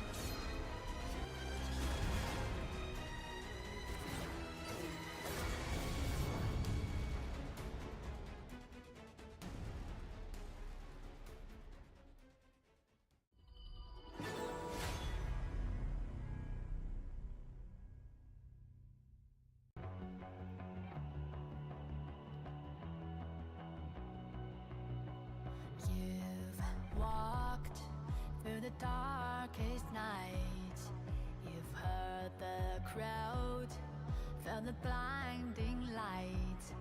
You were standing there when your heart comes alive. It's a dream I've had, and it never dies. Right here, right now, give it all to get it out. Never a surrender, a fight and never fail. I'm a contender, a challenge I can feel. The smallest lies become the brightest enemies, relentlessly. And even if you fall, you gave it everything to be a king.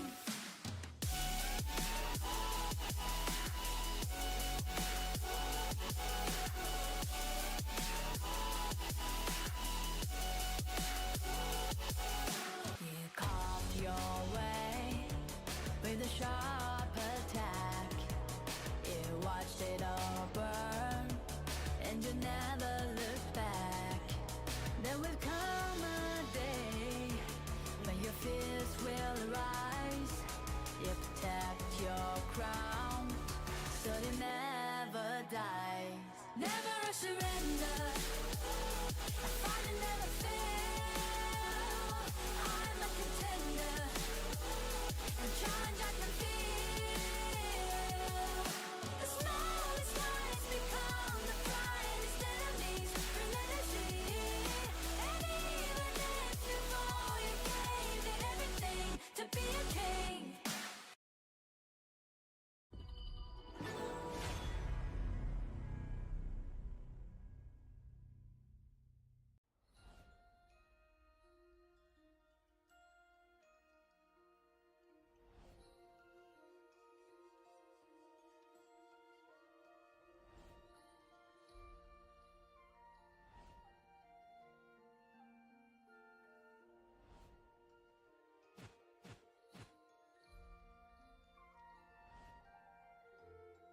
Be it meetings or partings, leave no regret behind.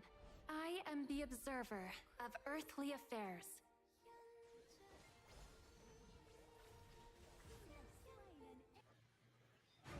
And we are back to continue the action between Chiblings Esports versus Todak Esports here at the Clash on Air Cup Season 3. I'm Kaisai, with me is Graham. Graham, it is now match point. What do you think about that? Exactly. Yeah, Todak just getting the first two games. I'm not saying easily, but on a dominating fashion. It's just they're just strong right now. I mean, even without the Mayin, we understand that Mayin on the first game might be some sort of really a good pick for Todak, given that how strong Mayin is on the previous series. But they have proven that even without the Mayin, they can steamroll to a win right here. But on the other side, Chiblings, we might see a surprise right here. Maybe stretches out to a 5-game series, and stretches out to a 5-game. So I'm interested to see how Chiblings will bounce back in this match. I'm excited to see how they will adjust to what Todak is throwing at them for our game 3. That's true. I mean, the composition was not bad, to be honest. Just so happened that Todak Esports know how to answer, like That's in terms of the draft, right? Like, and they even showed us an amazing new combo with the Matsu and Ganonmo. I mean, it's not an easy decision to make that. Okay, we're gonna have this lineup, because of course Matsu is also not as tanky. Sometimes you would want some tanky frontliner to for your team as well. But we continue in the draft. Let's see what is gonna be a priority ban and pick here as well. Haven't seen Dolia for today, our day 2. That's right. We've seen her like twice from yesterday, if I recall correctly. But so far, there is no giving away for a Dolia at this point in time. Exactly. These teams understand that each games are important, so they don't want to, risk leaving out the Dolia right here. But who knows? Maybe on this third game, we will see a Dolia pick up right here. In fact, it's Yuan and Musashi ban for both teams, Chiblings and Todak, respectively. Yes, and Musashi with the capability to actually dive in and set up team fights.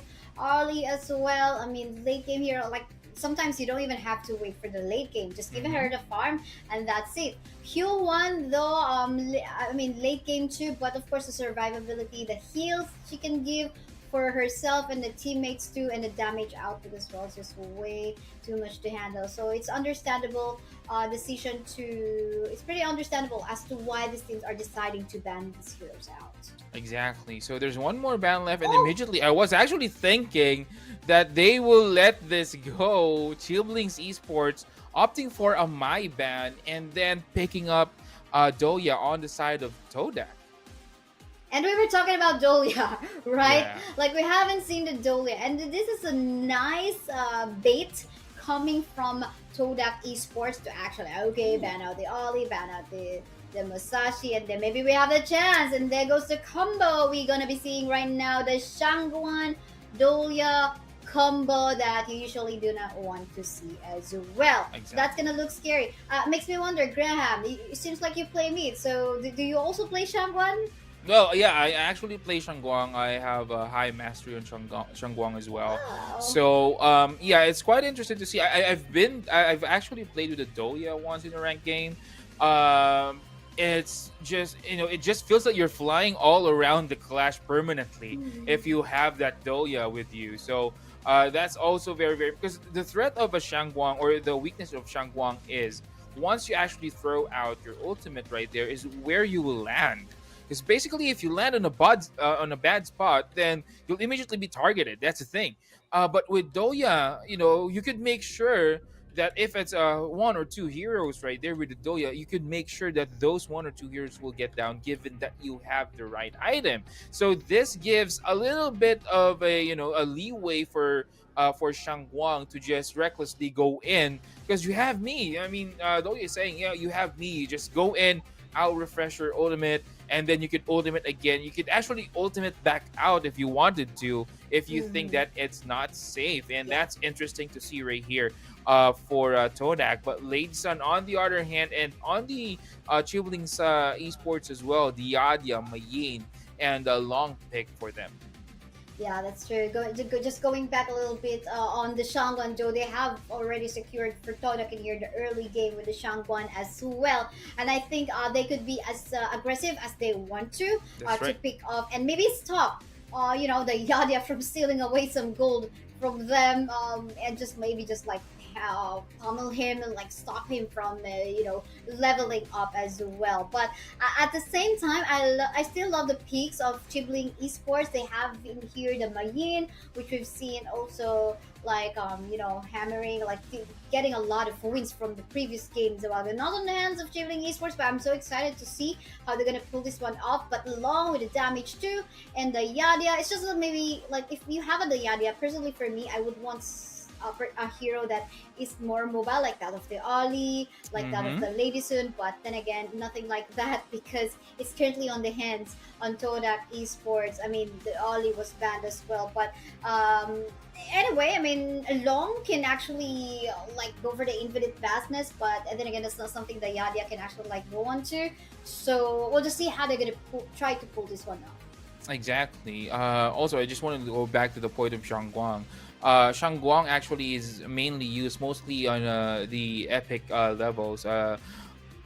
As a bait, you just think that Shangguang is very soft. Like once you see Shangguang right there, oh, we're gonna dive in, get Shangguang. But the thing is, what other players doesn't realize is that y- her ulti could actually be used as bait. You just suddenly, get damage and all that with her ultimate. So that's also one point that we may need to see. But Menki, Chiblings Esports, picking up Menki right here, a little bit of a frontliner, if you may, the tankiness that they could offer. So at least Menki can hold out some of the damage Todak can throw out right here. But I think with the heroes that Todak has, speaking of Mulan right here, will also dish out a lot of damage. And Kaiser, a hero that we don't usually see Yeah, on not our anymore. draft. So interesting to see how Todak will play this one out. Yeah, I love this. I mean, I haven't been seeing Kaiser for quite a while, and it's lovely to see him again in action. And but yeah, I like how Todak in here has to secure for both early and the late game. I mean, pretty late game heroes, Kaiser, Lady Sun, as well as Tolia. But I mean, like it's like whether we go on to the early, like if we basically like we can go for early or we can go for late game. But at the same time, we can see in here another pick from the side Oh. of Chiblings. We haven't been seeing for quite a while. Yeah. Interesting to see since the rework, because there has been a rework on Dakiao right here. I'm not quite sure because personally I like the rework very much. The portal is a good change other than the the what do you call this? The one that she actually puts in the floor. So it's The Sea of Fate, yeah. it quite it hits differently basically, and I think this version of Dakiao is better than the old one. So I'm interested to see how Chiblings Esports will actually make use of this Dakiao pick. And Yes. yeah, interesting. It's like mid lane, if I'm not mistaken. It's yeah, it seems like that was actually was like I was looking at a while ago. So the Dacia will actually go into the middle lane, and the Yadia as the support. And the Yadia surprisingly will be joining a Mayin for the meantime to maybe just like stop Mulan from going online as early as possible, and maybe also like secure the sprite or the space sprite rather as early as possible. Anyway, we do have. A way or a capability for Long to actually survive the bottom lane, but of course we have yet to wait for his infinite vastness to come out. Exactly. And here it comes right now. A little bit of engagement on the bottom lane, but I think that's just, to tease both teams into maybe baiting them out and committing too much. Because sometimes if you commit too much, then that's, you might get hurt once they counter initiate here on our matches. But Shang Guang, I like the skin though. I don't have that Shang Guang skin. Skin, but talking about skin, will its skin that matter most? We'll have yet to see. But in your Supernova HP, that Lady Sun fluoxetine will fall there. Actually, fluoxetine is like a medicine, right? Like That's right. I do believe it is, but I've read it somewhere. But yeah, let's go back. But that is like a bad like a happening for the Lady Sun already. For a minute, let's take a look at Chris 2 on the top side, getting bullet currently by the Kaiser, as well as the Mulan taking advantage of the early game, as well as super low 3-man dive coming from the members of Chibling Esports. And the bottom lane part of the map, though, getting bullied is the Dovia, so as fluoxetine in here, but I think Vera will fall down too. Just an exchange. He was like super duper ready and have been taking a lot of damage from the tower as well. Exactly. Chibling Esports getting a little bit of a kill lead on our scoreboard. But on the other hand, the goal is on the side of Todak. I think the more impacting kills are from the side of Todak right here. But Chris 2 might be in danger. Mulan just dashing in and slashing her way to finding a kill. But Mayin, with that kick from the air, will secure the kill here on Mulan on the top lane. What a clutch play.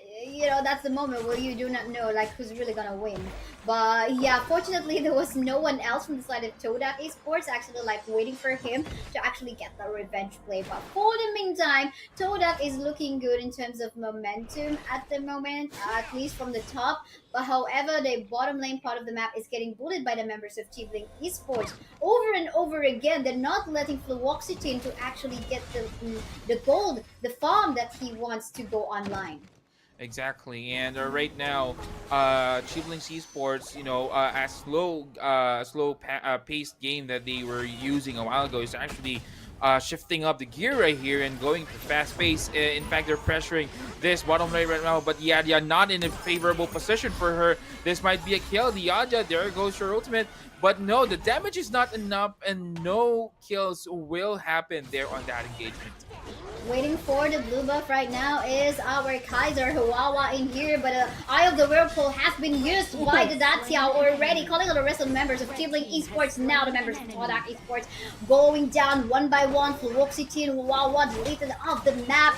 Really nice usage of the Eye of the Whirlpool coming from the Daxiao in there, but not even done because in here, like, oh, look at that, the ultimate coming from the Shangguan in here will kill off Christu in the process. It definitely finished the stroke over there in the map, but then again, you know, that is the wonders of Rems. Dolia, just reset it and maybe you can do another one of that, or maybe help out another teammate to actually refresh their skills. Exactly. While Chiblings actually get or got the Tyrant buff already, so I think they are better finding a clash right now. Although they are not yet complete, but no, Mayin just got back alive, so they are actually waiting. Or they are actually attempting Mayin again on the top lane, but Menki on the other side just coming from the back lanes, but Menki is outnumbered right here. There's 3 heroes. Oh, but Menki now rolling in onto that side, and Mayin or Mulan might be in danger, but again, not enough damage coming in for Chiblings Esports. But Kaiser, on the other hand, just soaking out a lot of the damage that Chiblings Esports is throwing out. Infinite Backs has been used, and finally, Todak breaking that silence, getting the kill. 2 kills right now on the side of Todak, and make it 3. Double kill for Shang Guang, and the skirmish is still not yet done. Menki will be the one following up, 4 heroes down, and again the map movement.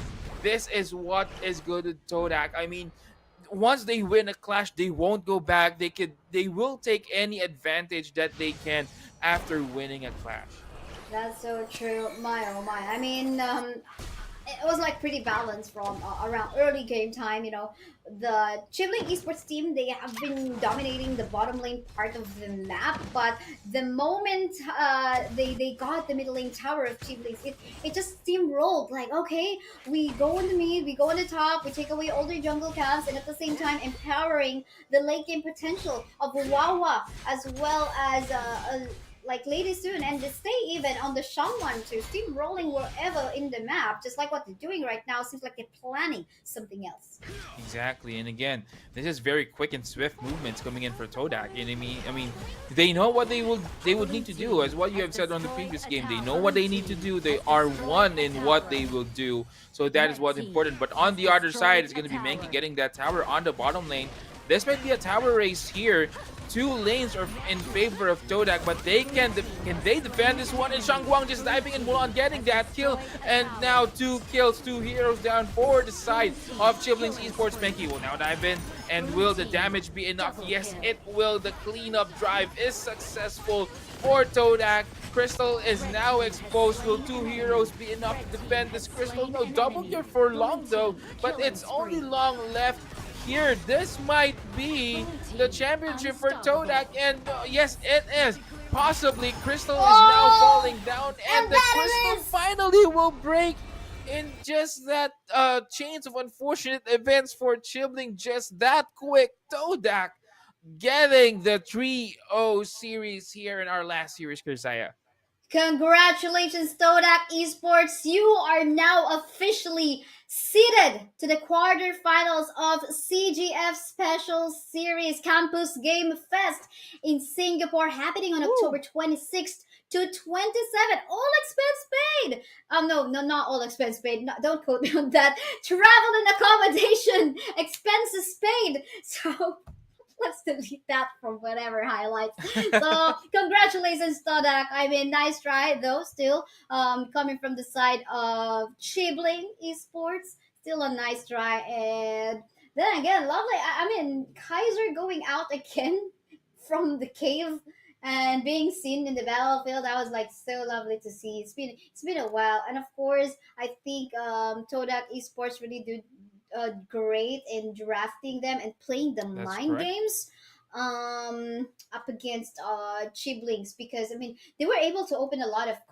combinations from the games, like this one, the Dolia Shangwan combo, as That's right.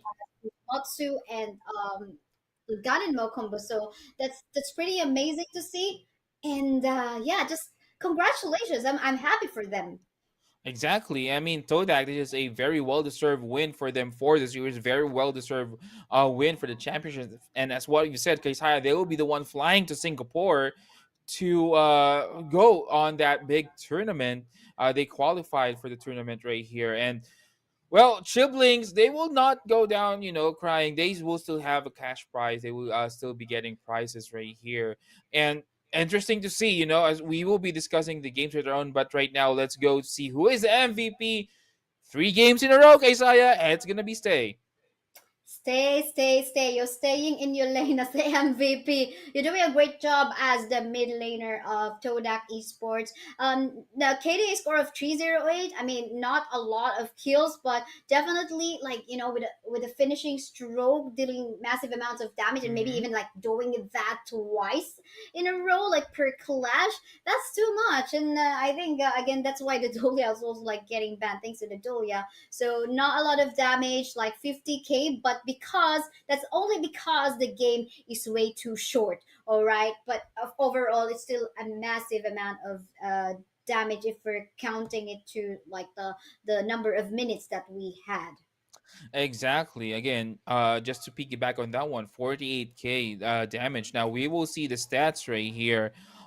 This Doya pick is just paying dividends. 10 assists on Doya. In fact, her rating 8.2 is quite high. You just simply double up the OT of Shangguang. And that is where that's your main role in this matchup. And Shangguang just delivering numerous amounts of damage just because of this Doya. So also again, this stay rem combo that we had, this middle Mm-hmm. lane support combo that we had for Todak, that we are seeing for Todak, is quite a monster, I would say. Definitely a monstrous combination of heroes, and like sometimes like this is a time wherein okay you could just like let fluoxetine all alone, maybe Huawei and CCS also do their own thing, and that just really paid off because anyway they can survive on their own. They have some sustain, and they're not basically glass cannon like that of That's right. fluoxetine or like any other hero, but fluoxetine, despite being glass cannon, she's got the rolling read to be safe and avoid any potential threat. Although we did see him getting bullied like early game time, like 3 deaths, right? Like still fine. Exactly. That final, and again, that final stroke from Stay, just paying, giving a lot of damage right here. In fact, if you would see his number one, other members of Todak is actually quite far. You have 13%, 21, 21, and 12, but Stay dealing, the majority of the damage for Todak, 33%. That's quite big with 91% team Yeah. fight right here. Also, props to Wawa. I actually saw Wawa just soaking in the damage on the I Hmm. think that was the second to the last clash on the middle lane just before the tier 1 tower on the middle lane combos. So he just really fronted, just allowing Right. Todak to set up their skills properly, and so that they could get the win on that clash and they could get a lot of kills. And then from there they just steamrolled onto the mid lane, getting kills again and then getting the crystal. That's so true. Todak Esports are quintessential a team to represent Malaysia and Clash on Air Cup towards Singapore. Of course, for Campus Game Game. Fest, but then Yep. again, so far, season 1, season 2, season 3, all Malaysian teams. So far, no one has out dominated Malaysian teams from Clash on Air Cup. We will still have season 4, so make sure you join our community. That's right. The QR code that we shared a while ago, if you can just like replay the VOD, and at the same time, yeah, let's show to you the updated bracket that we have from this tournament. Exactly. So, Todak being the champion right here, so Chillblinks will automatically get that second place on our tournament, and the match that was not streamed, that was played off Mm-hmm. air, 3 Degrees Esports and Access Boss Core. I think this is still ongoing because I believe should be a best of three. Oh, it's a best of one only. So, yeah. So, at 3 Degrees Esports and Access Boss Core best of one for the third place. Access Boss Core actually got the third place right here. So, yeah, there you go. You have our first, second, and third placer for our match or for our tournament this season. And again, congratulations to Todak. That is just, a good showing here in our tournament. That's true. Well, still a really good experience. Champion. our champion bonus, Clash on Air Cup and Campus Game Fest. Congratulations to Todak Esports once more because you have a direct slot to this event to its quarterfinals. And of course, travel and accommodation is sponsored by these events. So congratulations to you guys. I'm pretty sure I wanna see that, like any BTS that will have. Maybe Clash Ooh. on Air Cup will also share that, right? So Yeah. you guys enjoy and prepare for this amazing event that you are to attend to in Singapore. So maybe get your luggage now or whatnot. Plan maybe a side trip, like Yeah. because I also love traveling. So like maybe you plan your I am itinerary seeing it. now. Yeah, actually seeing your travels on your socials. So yeah, happy to see that this team Todak will actually fly to Singapore. With travel and accommodations paid. So it's like you wanna you're playing the game that you want. You're competing for the game that you want, and at the same time you're traveling, so that's Yes. really a good plus. Not all players could actually experience that one. And speaking of, if you are interested to dethrone Todak on our next season, for you to be updated for our updates here for the next season, just scan the QR code below. That is just simply right here. There you go. So just scan that one and you will be invited to our Discord server. So if you maybe want to find teams who will join you on our next season, maybe just simply find teammates or find a community that would welcome you. Just scan that code. Our community is very, very welcome, and they will be the one as helping you out and maybe getting to the Grandmaster and Epic ranks this season. That's so true, and that it is for our Clash and Air Cup Season 3. We're so happy to bring you the action, deliver you the commentaries that we have, That's the right. analysis that we have from this game. In behalf of our co-caster, Vince G from Yes. yesterday's stream, Graham, thank you so much too. Lovely to cast with My you here in this pleasure. event, and everyone from Clash and Air Cup, Easy on Air team, and of course our like sponsor, our partner from CG Campus Game Fest in Singapore as well. Thank you so much, and we wish to be with you again next season. That's And right. for now, we're gonna be signing out. Thank you so much for the watching, and we'll see you guys again at next event. See you. Bye. Bye.